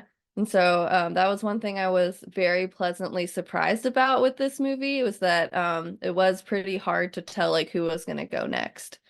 And I think they and sort of like the boar scene, I think that they like also set up a lot of like false leads where you like it's set up to make it look like it's gonna be this character, but then it's like another one. Yeah. Yeah, I agreed. Even for somebody who's like watched this movie a couple times, there was still some parts where I was kind of surprised by where they went. So this is where so they get to the boat and Cerrone notices the photograph from earlier, but now it's much clearer. We can see that it is Mateo, it is Cerrone, and it is the man from earlier. They all knew each other. They're holding a snake. But Hmm. Cerrone takes it off the wall before Danny can see. And what I like is that it doesn't come back. It doesn't Hmm. come back in. There's not like a scene where like they're going through his pockets and they open up the photograph and they're like, No, but like I thought there was a scene where Terry like had it and she like really? Did I miss yeah, that because then? Okay, I must have I missed think it. so, because that was the only time I remember seeing the newspaper was when she like confronted Cerrone with it. Oh, when he was tied up. Yeah. You're 100% correct. Yeah, you're right. I forgot about that. But yeah, so this is where we find out that they all knew each other, right? I So missed the Mateo part of that because he was already yeah, so so then they also Cerrone finds some more dynamite in the boat, and him Mhm. and Danny take it back. So Mateo's kind of left behind, and he is attacked by the anaconda, Mhm. who twists him in its coil, wraps itself around him, and then like his head snaps, and then the snake Mhm. bites it. This looked pretty cool.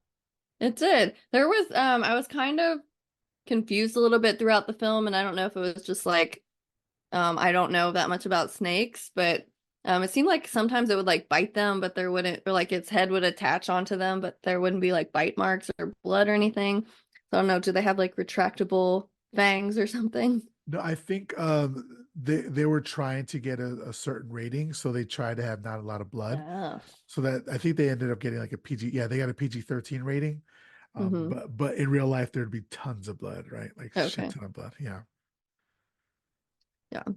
But I mean, again, there was I think this was the scene where they did put in a little bit of computer animation.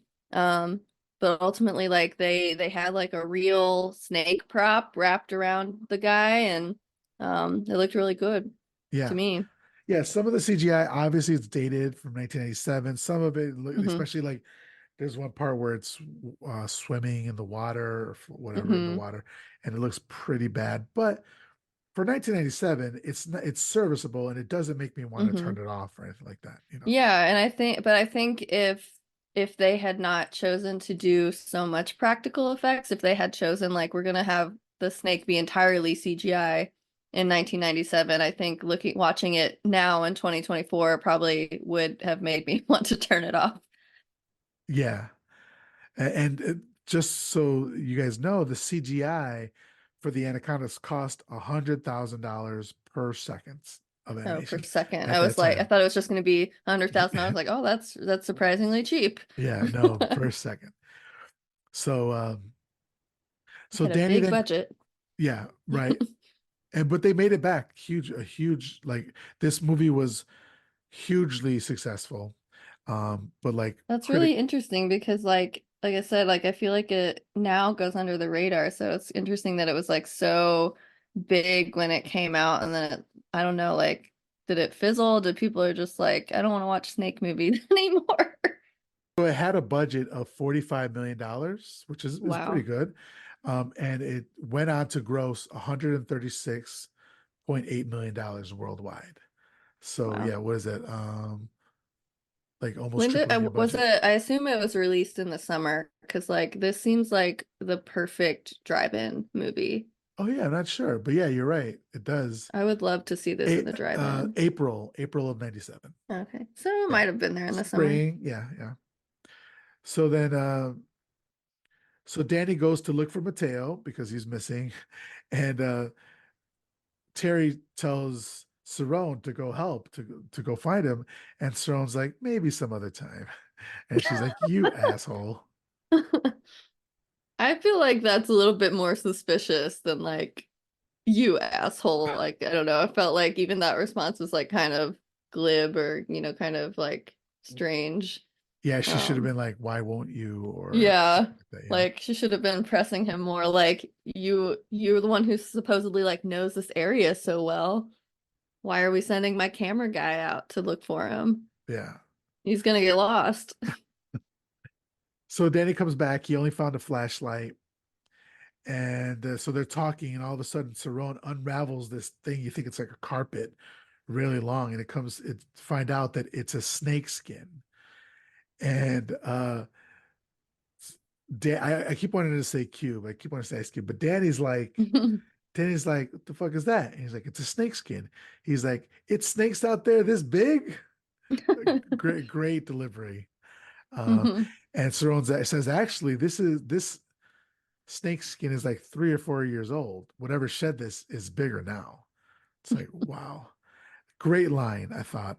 And then he's like, the thing that shed this is similar to what just ate Mateo. So but basically Mateo's gone. So that's how Yeah. cold-blooded he is because like Hmm. in the picture that we saw, they seem to be friendly, and now he doesn't give a Hmm. fuck about it. And obviously he hatched Yeah. this plan with Mateo, and he doesn't give a fuck about it now.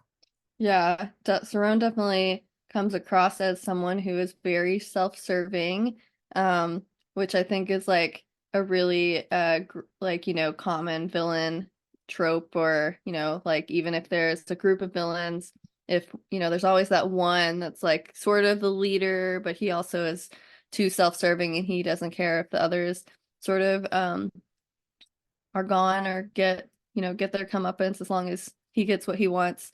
But I wanted to circle back a little bit to like that line that Danny said where he's like, there's snakes that big. That's one of the things like in horror movies like this that I love where there's just like that one character who sort of speaks for the audience and usually it's not like I think it can be overdone like anything, but when it's moments like this where it's just like the one-off line. I think it's like so great, especially when it's in sort of like a horror comedy. Yeah, because it's like grounding us in reality, right? Yeah. Like how we would act that, because how, Hmm. if we were in that situation, we'd be like, "What the fuck? Who the fuck? What?" You know, like so. Exactly. Like Yeah, it brings like it's like kind of it's like almost like a nervous funny sort of if that makes sense. Like how if you sometimes if you're in like a really dire situation or you're having like you're really depressed or sad, sometimes like comments like that can are just like it's comedic because it's like relief or just like getting your emotions out. And I think it also does bring that sense of realism because like that's how a normal person would respond. And I think especially in films like this, sometimes the characters act very unlike real people and they respond to things like sometimes way too calmly. So yeah. I think it's nice to have that little bit of realism, like, what the fuck is you that's a snake skin from a real creature? How are you with snakes in real life? I don't mind snakes. I don't really I'm not like the Really? biggest fan of snakes. Like I don't think I would keep a snake, but if I was like somewhere, like if I found a snake in my backyard, as long as it wasn't poisonous, I wouldn't care. I'd probably Okay. pick it up and try to move it so the dog didn't Whoa, get you it, would pick but it up? That's way advanced. yeah. I would not be picking up that thing. Um, Rye, so we have two dogs. Rye, who was in the video earlier, he he's very strange, I guess. Not strange, but like he's a beagle, so that's like a hunting breed, but he doesn't really hunt things. Like we call him our possum finder because we have native plants in our yard, and so I think because of that we attract some wildlife. And when he finds a possum, he just barks at it. He doesn't try to like go at it or like attack it. He literally just like finds it and barks at it until we make him come inside.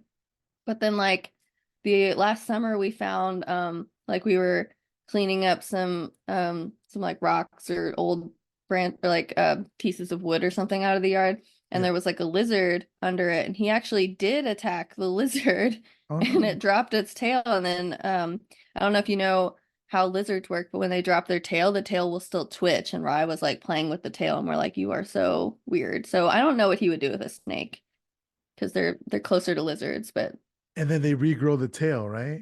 mm-hmm. Wow, I've never seen it Yeah. happen, but yeah.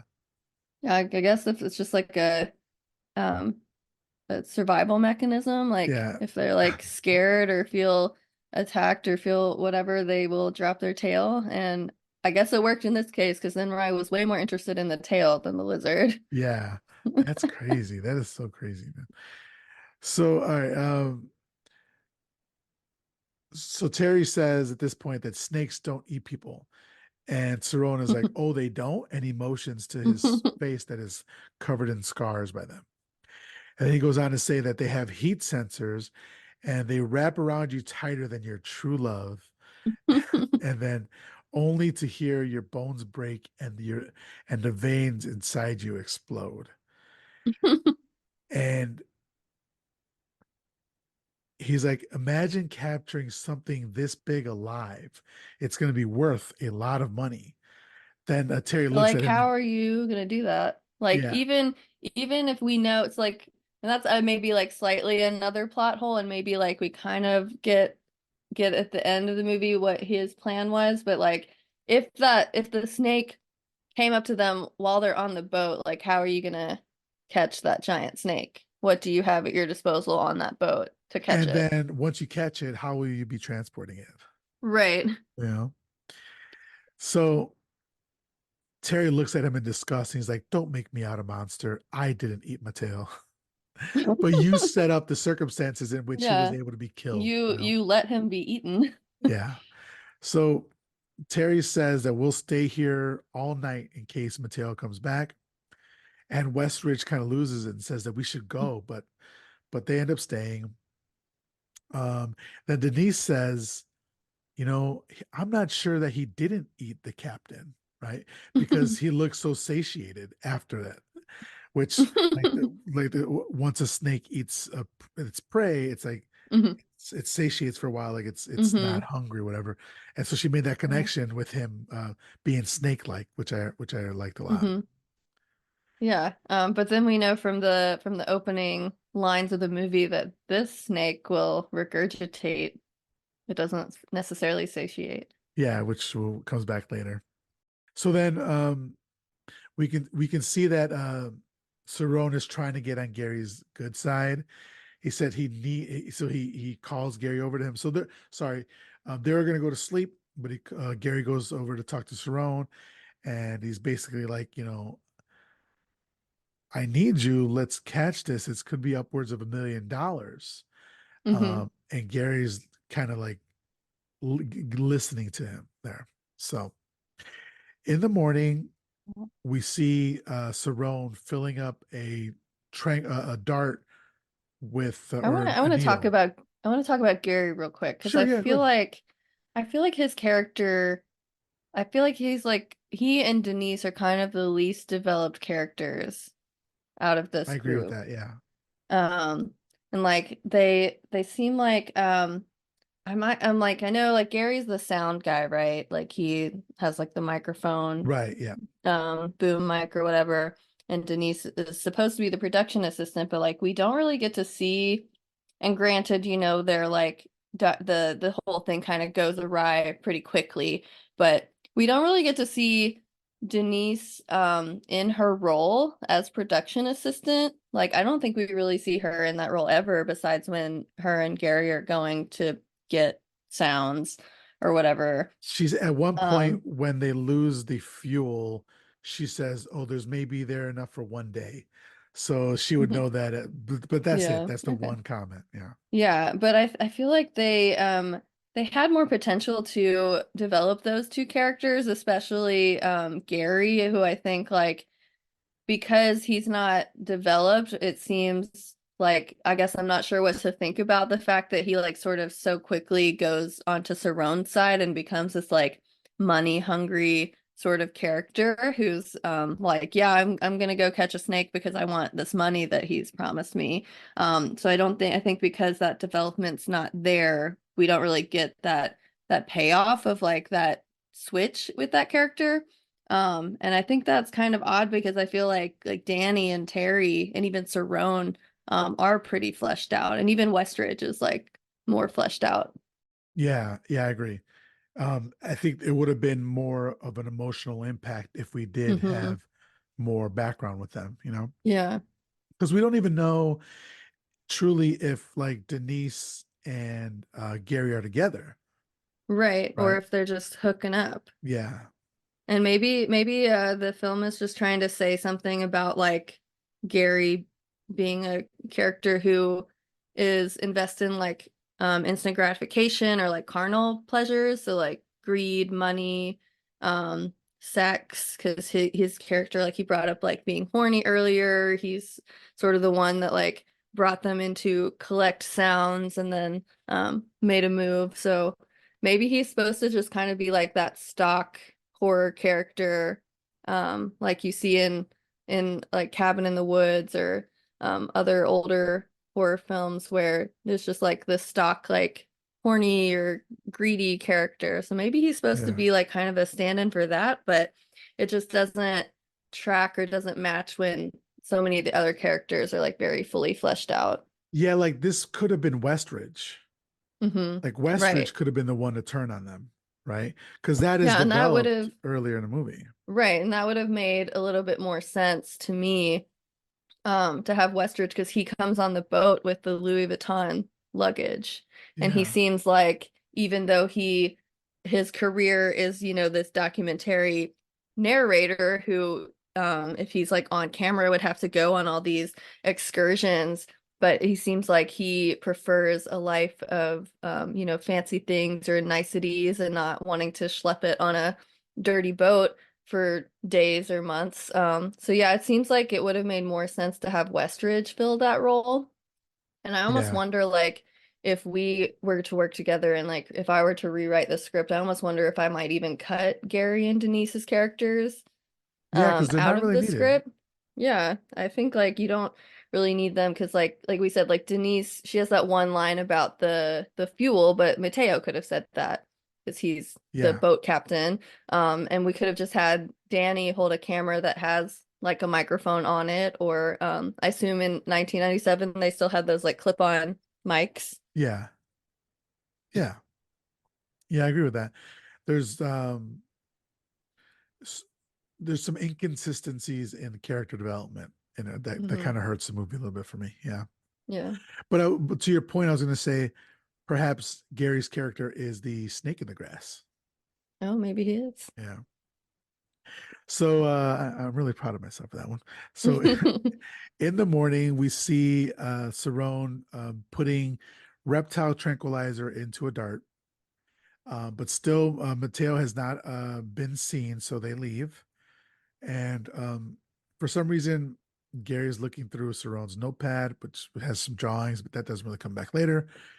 Suddenly, Cerrone shoots a monkey. Everybody's like, "What the fuck?" But he shoots it for bait. So Gary says, But aren't the snakes like heat seeking? So why would a dead monkey yeah, it be makes good no bait? sense. That makes no sense whatsoever, right? And this is where we get like the character, the flip, the in wrestling, if you've seen wrestling from babyface to heel. And so we get this turn here. And Gary says, let's film Cerrone catch a big snake. Because Kale is gone. We're in the middle of the jungle. He's like, newsflash, we're in the middle of the jungle. You don't know shit about anything, but Paul is Cerrone. So he's on first name Hmm. basis with Cerrone now. Hmm. He's like, Paul knows about where we're at. While he's saying all this, Cerrone is just like loading guns in the background. And then so they're kind of like going back and forth with Gary, and Gary's like, listen, man, like I'm just being practical. And Danny says, you know what? I'll throw you guys off myself. But Cerrone shoots the pistol at him, doesn't shoot him, but shoots it at him. And he's like, listen, I didn't want this to happen, but now it's here. I'm the captain. You guys are basically my hostages. We're gonna do whatever the fuck I say to do. And he's Hmm. like, so off we go. And he tells Mateo to go off. And he says, occupy yourselves, play cards or something. I was like, oh man, I'd be so pissed if somebody told me to play cards. But Right. oh, actually not Mateo. Mateo's dead. Westridge. Westridge is Mhm. now Yeah. piloting the boat, right? Yeah, and that's where we kind of get that like sort of like we were talking about earlier, that sort of slight redemption in his diva character, where he kind of turns um into from this like yeah, and like that's where it like didn't really match with his character, like I was saying, or with like the conception of his character. Like, is he a diva who is going to bring Louis Vuitton luggage onto a boat so he can narrate the jungle scenes, or is he like knowledgeable, like a knowledgeable enough person on these types of expeditions to be able to like pilot the boat? Yeah. Maybe as a young man, as a young explorer, he did everything. And then as he got more fame, you know. Yeah, maybe. So so Gary at this point has completely turned on them, and Denise is pissed. Cerrone again is using the monkey as bait and is kind of fishing for anacondas. They get a bite on it, and they end up lifting this huge anaconda in the air. Then they throw the lights on it to see because it's at night. Hmm. Best And time to fish for anaconda. right. And so he says, Cerrone says, Buenas noches, beautiful. And then he says, blinded. So they're blinding the animal with the lights. Mhm. Danny sees an opportunity to kind of wrestle back control from Cerrone, but as he's about to do that, he's swept off his feet by the snake, and he loses his knife. Suddenly, the snake comes out of the water and throws the monkey back at them, which is what you said it was explained earlier, that they'll throw the food back at them when they want, Hmm. basically when they want to That continue eating or I don't something. know. I feel like every scene where we have like the actual snake is just so great, and just it's that perfect mix of like silly and action, and it's just so fun. Yeah. So Cerrone's like, don't move. But Terry is terrified, and she runs. And because of her movement, he noted the Hmm. snake notices her and chases her. And while this is happening, they knocks Denise into the water. Hmm. And Gary jumps in and gets her back on the boat. But before Gary can get back on the boat, the snake grabs Gary, wraps around him, and chokes him and drops into the water. Hmm. Very quick death. Hmm. Terry was going to shoot it, but Cerrone stops her, saying, it's no good to me dead. Then we see Gary in the water, still alive in its embrace. We hear him go like, ugh, or something like that. I Hmm. was like, oh my God, to be in that situation, it's absolutely terrifying. So, Hmm. what did you think of this whole like little scenario, this quick death scene? I mean, I think it was one of those scenes where I wasn't like I couldn't predict Right. who was That's what I gonna was going to say. die. And I thought like in that sense it was really well done because it's at first it seems to go after Danny like knocks him down, and then it's going after Terry when she moves, which I'll say is like that also seemed a little inconsistent in the world building of the snakes, where it's like they set up this idea that like it can track you by heat, but then it's also movement. but it's like if you're, a warm living body, would it matter if you weren't moving? Because it could still track you by your heat. Yeah. So and maybe that's just in the water. Like maybe it can only do the heat seeking in the water. And it can't heat seek through the air. I don't know. But Yeah. that felt a little inconsistent. But yeah, I was like, it's almost like when you watch like Final Destination, like when they do like the domino effect. Yes. But here it's like not what will kill this person, but like who is it ultimately gonna get? Because it seems to like go after several people before finally settling on Gary. Yeah. So later, after Gary has been taken underwater, Denise is like crying, obviously mourning him. And Cerrone comes over and says a prayer and like is throwing like waters in the air or flowers in the water and is like rest in peace. It's like shut the fuck up. Nobody cares Right. about what you have to say. You hypocrite. So Denise says, But I "How think dare that's you?" why that's why Cerrone makes such a good villain for this movie because he's just like so like he has one goal, it's to get this snake and he's gonna get it regardless. He's not gonna think about like what's the best way to actually get this snake. He's just gonna like go with the first plan and he doesn't it doesn't matter who falls in the water and dies along the way. I mean, there's definitely like a Captain Ahab Hmm. and Moby Dick sort of Yeah. relationship going on there, where Hmm. he he doesn't care who dies as long as he's able to Hmm. catch the snake. But the thing Hmm. is, it's not an individual snake; it's any snake at this point. He doesn't care what snake he Yeah. gets, right? As long as it's a big one. Yeah, I kind of wish that there was that sort of like he was chasing this particular snake Yeah, sort of I kind of I think that would have made more sense in the film if it was like we said earlier, where it was like a specific snake, like maybe there's like, and that would have also made more sense for like the lore of the tribes having like the snake idols, where it's like there's Oh a yeah, mist like a Loch Ness monster sort of snake, that's like this one snake is super legendary and that would have tracked with like why he didn't want to catch any of the snakes, the smaller snakes that rained down upon them. yeah. um and that would have made more sense like why he was like so focused I guess on it. It seems like if all the anacondas get that big then it's like it's not really that special. Why would it be worth $1 million unless it's just like one mythical snake?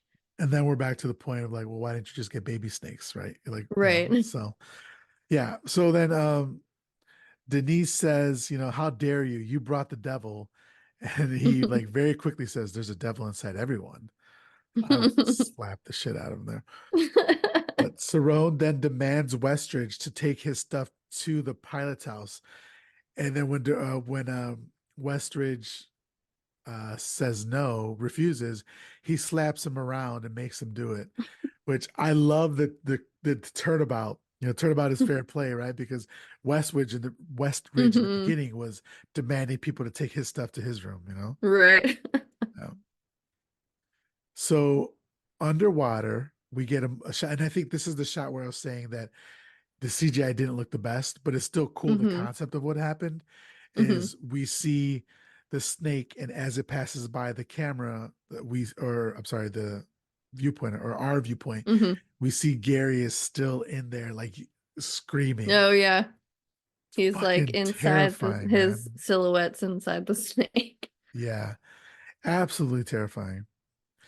I recently, within the last like month or so, read Whale Fall by I did too. yeah, Daniel Kraus. He's Hmm. supposed to be on the show. We're still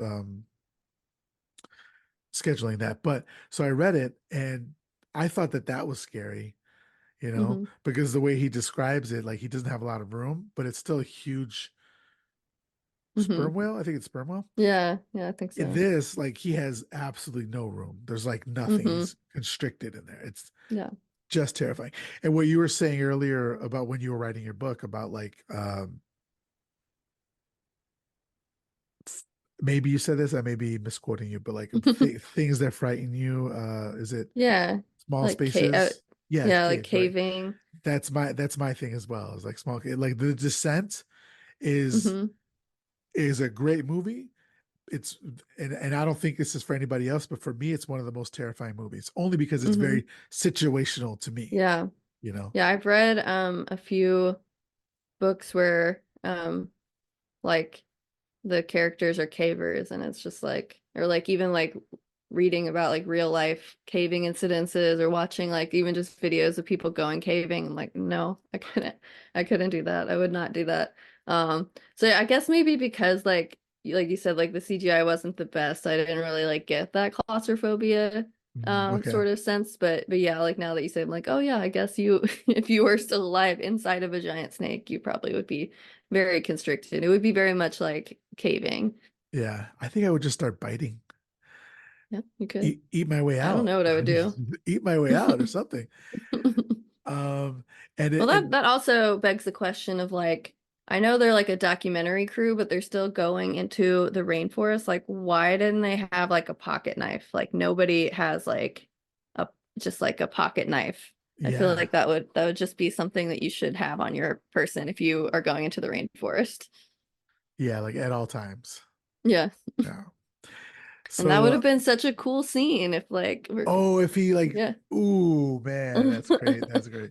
I'm sure I think there's like 4 or 5 sequels, maybe, you know. Yeah. So maybe somebody cuts themselves out of a snake at one But point. we actually get later, and I can't wait to get to it. But we get a shot that it's so great. I love it. So, Mm-hmm. okay, so then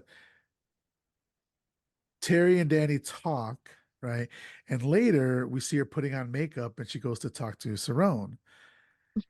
What's creepy was that he has his back to her, Mm-hmm. and before she knocks, he like lifts his head up and smells. He could smell her before she knocks, which is so fucking creepy and weird.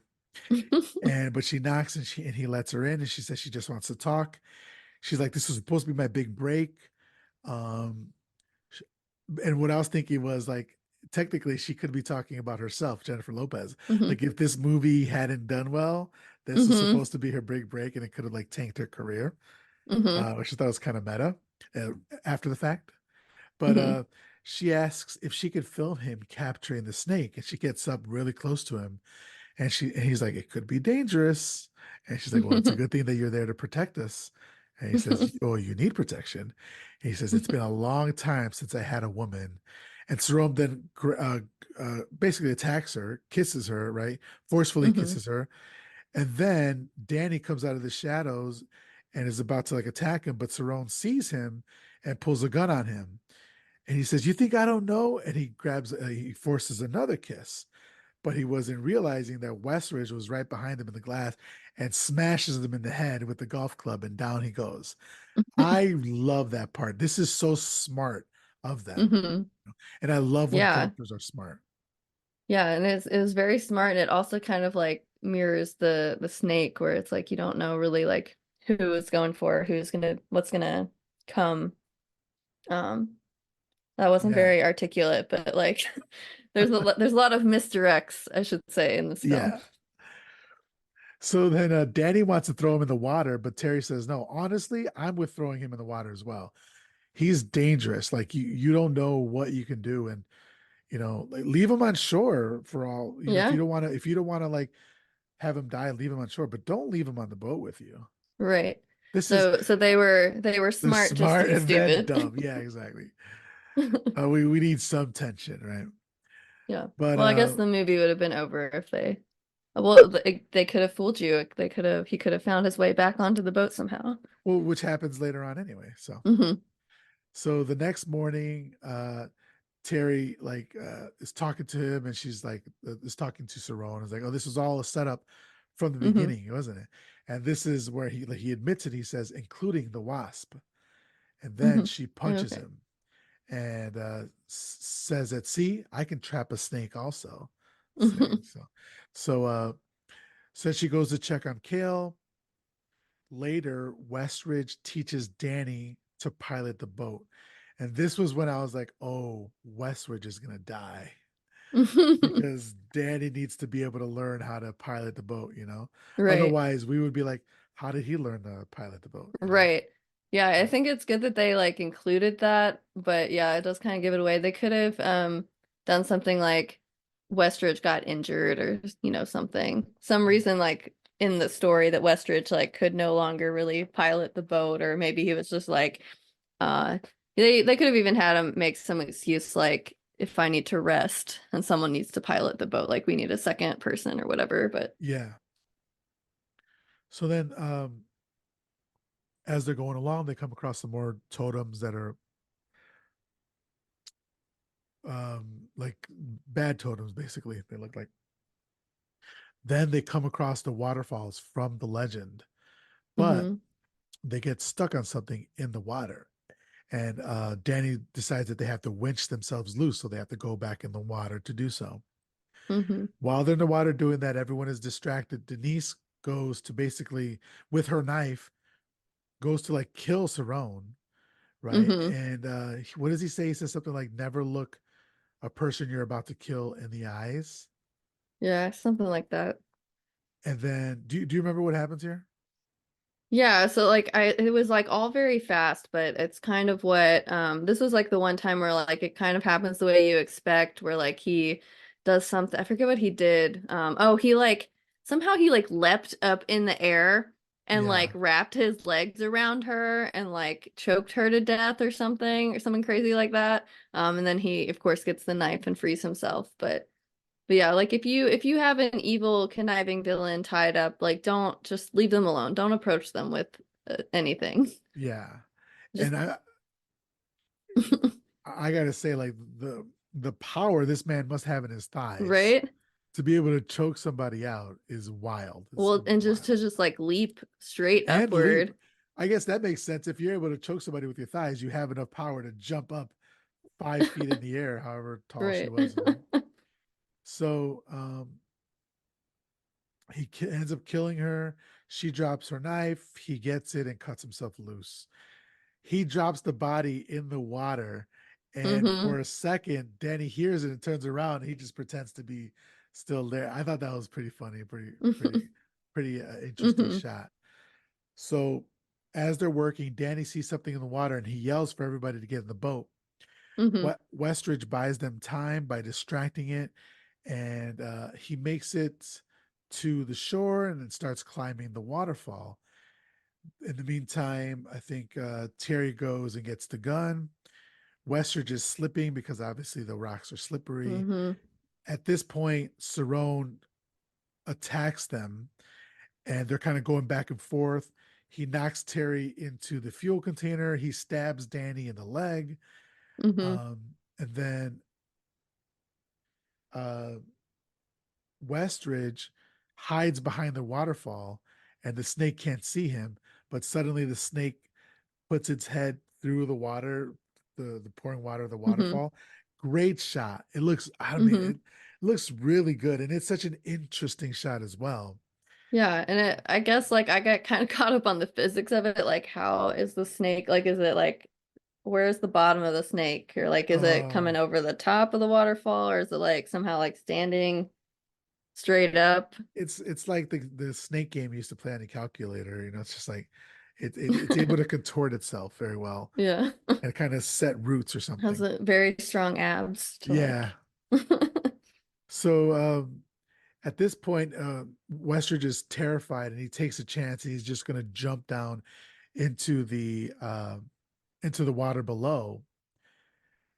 And then something I was not expecting this and I forgot about this part. Do you remember what happened here?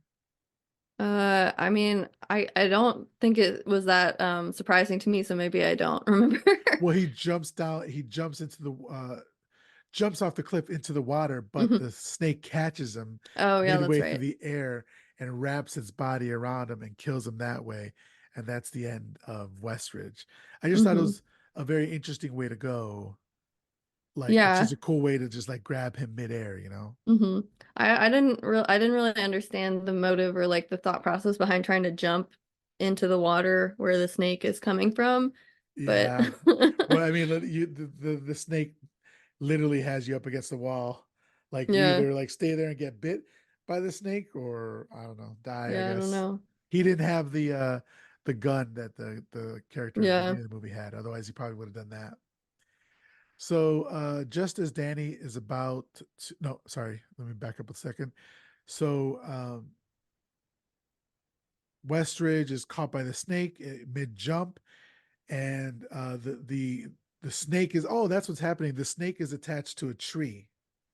Oh, okay, that's right. Yeah, and then it catches him, but because it's overextended itself, the tree ends up falling on the boat and knocking everybody Hmm. off of it.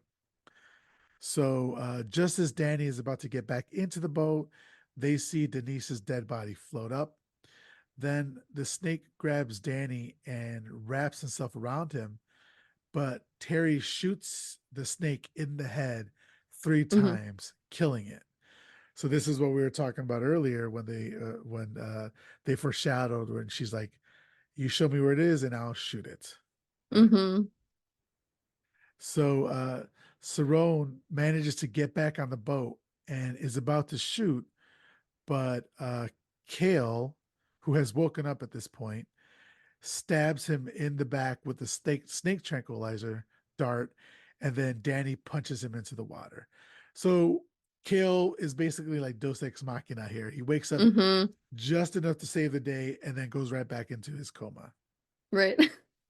And then they see that the dart has come out, and they're just like, ah, it's fine.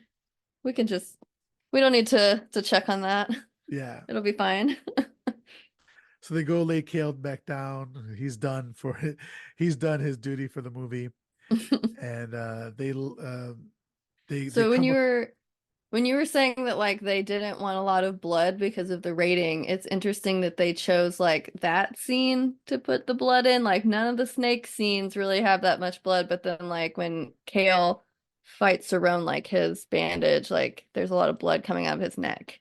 And it's like Yeah, if you only had like one moment to do blood, why was it that one? and to be honest with you, I didn't even notice it. I didn't even notice it. I had to go back and check it out. So then they're floating down the river. They come across a dock or kind of a pier with a building to it, Hmm. and they go inside and look for fuel. They see axes and rifles kind of littered on the ground, and Terry's like, I don't know, what happened here, Hmm. but they do see some drums that could be fuel. Terry finds another like a snake skin.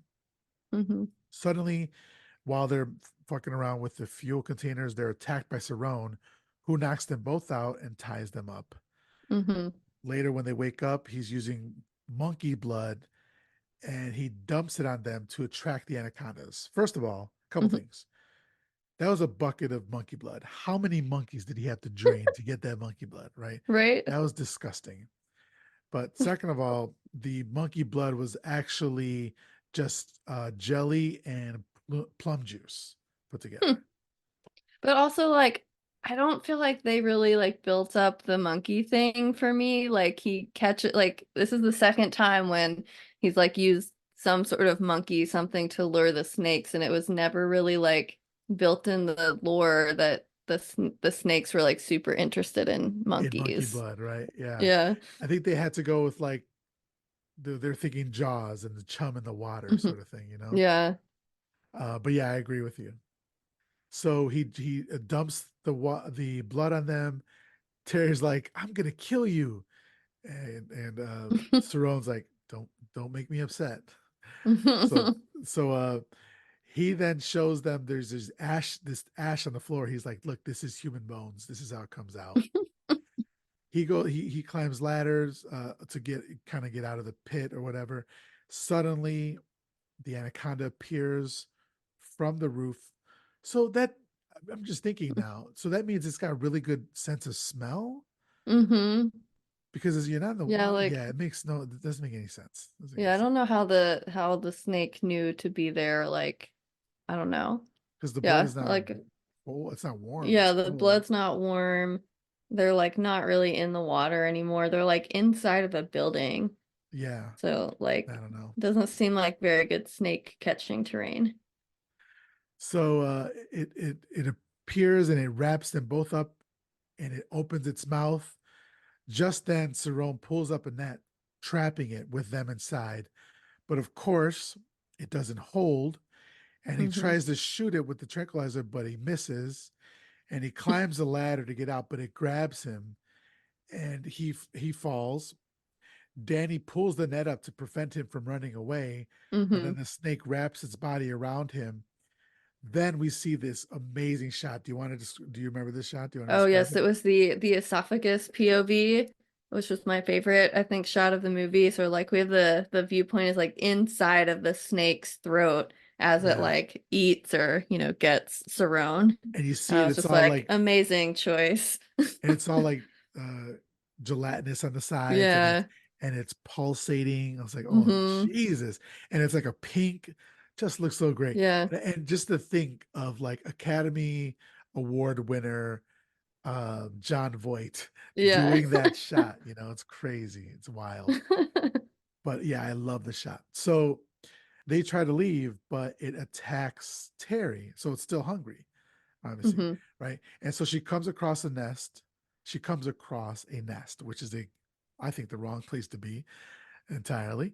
And then it Mm-hmm. throws up Cerrone so that it has room for her. And he looks great.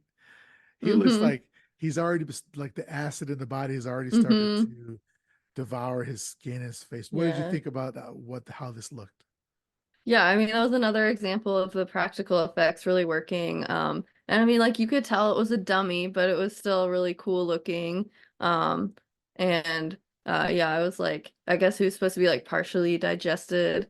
So yeah, he was like even more greasy after having like snake saliva all over him. Yeah, I don't like the thought of that.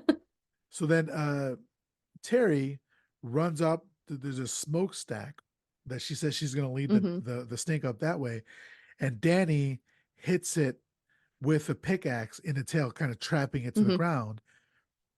During this time, some fuel has spilled, and Danny uses it to light the snake on fire, and well, I should say the fuel on fire, right? Hmm. And Terry is up at the top, and she's trying to get out of the smokestack, having trouble. Finally, she does. Just as the explosion happens, huge explosion everywhere. She That has was to, so frustrating because like when she finally got it open, she just like gently pushed it and it opened. I was like, why couldn't you get it open before? But I guess that's what happens sometimes when you panic or yeah. you're in like a panicked situation. You can't like get things like that open. But yeah. It's like when somebody's walking towards a business, and it's like pull instead Hmm. of push, and they're doing the opposite where Hmm. they keep trying Yeah. it. So at this point, like it's blown up, the whole stack and everything. She has to jump in the water, and Hmm. then we hear the snake's groans as it's like on fire, or like, but it's still Hmm. chasing her. At this point, I just wanted to mention one thing that I forgot to mention earlier, and that was that um the noises that the snake makes was voiced by Frank Welker. did you Hmm. did you read this? I didn't read it, but like I said, I have IMDb pulled up because I would forget character names. Yeah. And I think it's because like for the most part I recognize these actors, but this is my first time seeing this movie, so sometimes and I'm like bad with names in general, so I have it pulled up and I did see like Frank Walker, Anaconda, voice. Yeah, and for people who don't know, he was internationally known for lending his voice to Scooby-Doo and Fred Jones in many of the Scooby-Doo older movies, cartoons. So it's wild. I don't know why they needed to. I'm glad they hired him. I'm glad he got a job, but I don't know. It sounds good, Yeah. I guess. I don't know if snakes actually make that sound in real life, but whatever. It sounded good No for the sake idea. of the movie. But so it's still on fire. It's chasing her. Danny helps her get back on the dock as the snake slowly sinks into the water. And then Danny quickly is like, we still need to go get fuel to get out of here." As he's walking Hmm. away, suddenly it crashes through the floorboard, surprising nobody. Hmm. And then Danny ends up smashing it with the axe in the head, just calling it a bitch. And then she checks on Kale, who conveniently wakes up at that point and says, "Miss Flores, you're a mess," which is a callback for earlier. They embrace. Later, they're floating down the river and they come across the Shir Shama tribe. And Hmm. Terry tells Danny, and Danny goes and grabs his camera. They're in rowboats, and he's like, "I'll go get my camera." And then they roll film, and then the sun Hmm. sets on their boats, and that is the end of Anaconda from 1997. So, two questions. Hmm. First, what did you think of that specific ending of like it it slowly sinking in and then coming back up, and the whole explosion and all that sort of stuff? The explosion was like very over the top. But I think that was like a good ending for a, very pretty over the top film in general. To end with like an explosion. But yeah, Yeah, I think like that's the second time where, the foe has fallen in the water and they're just like, it's fine. We don't need to worry about that. yeah, It's done. yeah, And I think that's pretty typical of horror movies where like, you think you've defeated the monster, but you haven't really defeated it. yeah. Yeah, I like that. It was pretty fun. Uh, now let's go into we're gonna rate it in a second, but just Mhm. generally, what did you think of the movie? I thought it was pretty surprising to me in terms of like being from it's a film made in 1997 when I would say, uh societally we were in, at least in terms of like media portrayals, we were in like kind of a worse place than we are now. So honestly, it was kind of surprising to me that the two of the characters who made it out or survived were like a female film director who's Latina as well as like a black man. So that was pleasantly surprising to me. And as a friend of mine said, I'm going to steal his quote, "This Anaconda don't want none unless it's got progressive portrayals of historically marginalized voices, hun." And I'll be using that quote for the show for the episode Okay. notes. Yeah, it's great.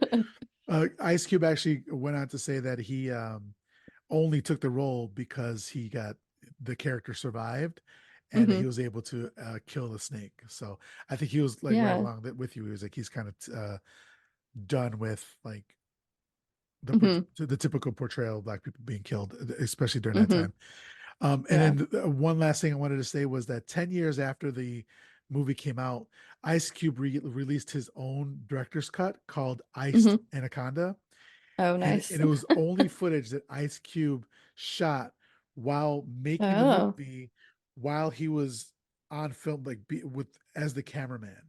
That So was actually rolling. It was actually yeah, it was actually that's rolling, crazy. and it's a 10-minute long film. And I want to see it. I haven't seen it. I was able to find it. But Empire Magazine called the film the best snake film since Anaconda, giving it 4 stars. So I don't know if they're being facetious or not, but either way, I just thought that was really cool. So let's go into rating the movie. So we rated out of 5 upside down crosses. So what would you give Anaconda from 1997? I think I'd probably give it 4. Okay. That's a pretty high rating, That's a but pretty high rating. Yeah. I think it like we discussed, it has some plot holes and it has some like things that I would have personally done differently as a writer, but ultimately I thought that it was really fun. It was pretty well written for the most part. Like it had a lot of like moments of callbacks or moments where it was like doing some foreshadowing that I thought were pretty smart. And I think ultimately it was like it set out to do what it was trying to do. Like it wasn't trying to be like a blockbuster, you know, award-winning film in that term. I don't think it necessarily deserves Razzies. I think it achieved what it set out to achieve and it's entertaining and I would definitely watch it again. Yeah, it's a fun, It's action-packed campy. It's horror like camp. Yeah. it's camp, and Yeah. they achieved that. Yeah. I agree. So I think I'm going to agree with you. I think I'm at 4 upside down crosses. This is just a lot of fun. This is maybe the sixth or seventh time I've seen the movie in my whole life, and every time I do, I enjoy it. It's just fun. Mhm. I mean, the what Jon Voight did with that character, he Mhm. Paul Cerrone is one of the all-time, I think, movie villains. I think he's Mhm. so good, and he's so creepy and oily and Yeah. slimy and like just I mean, you absolutely hate this character, which is a testament to what Mhm. Jon Voight did, I think.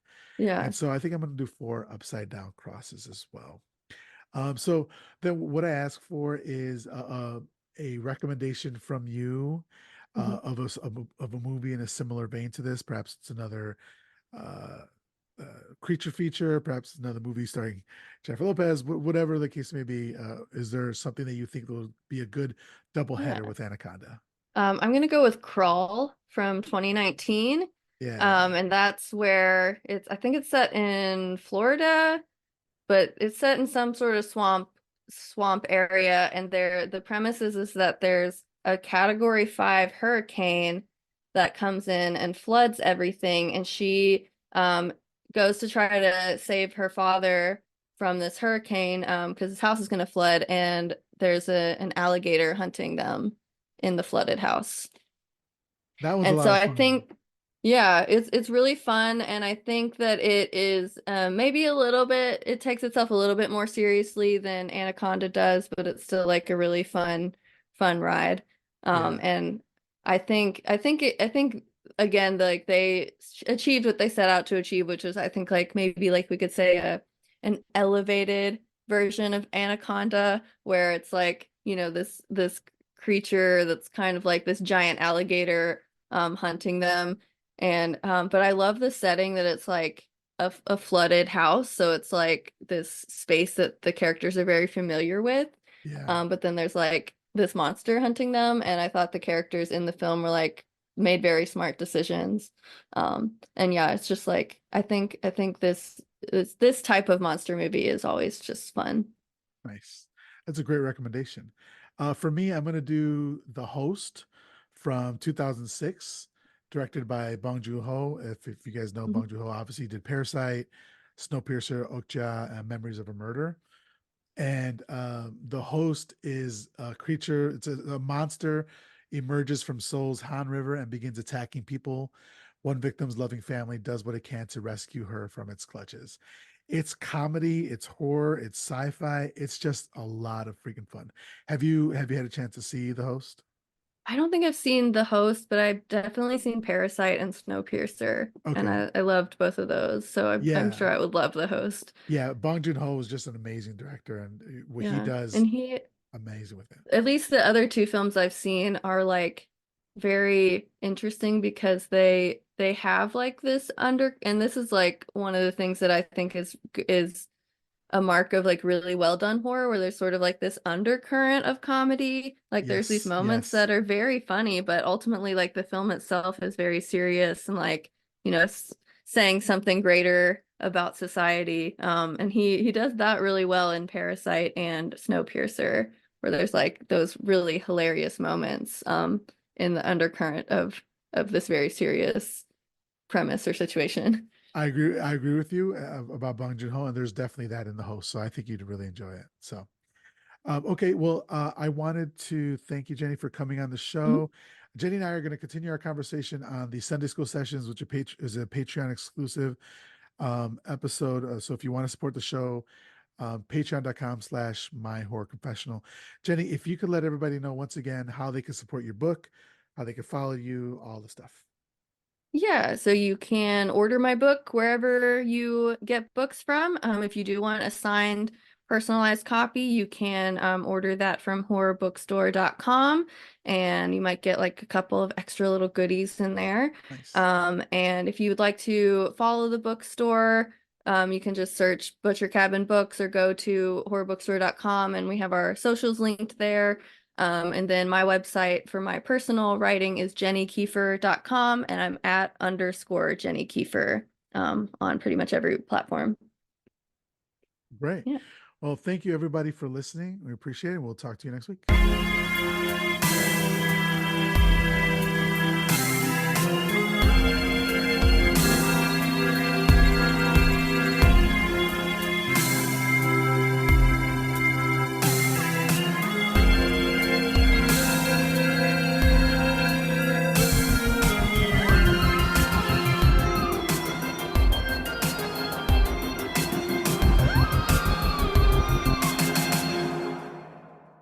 Live spooky, die spooky.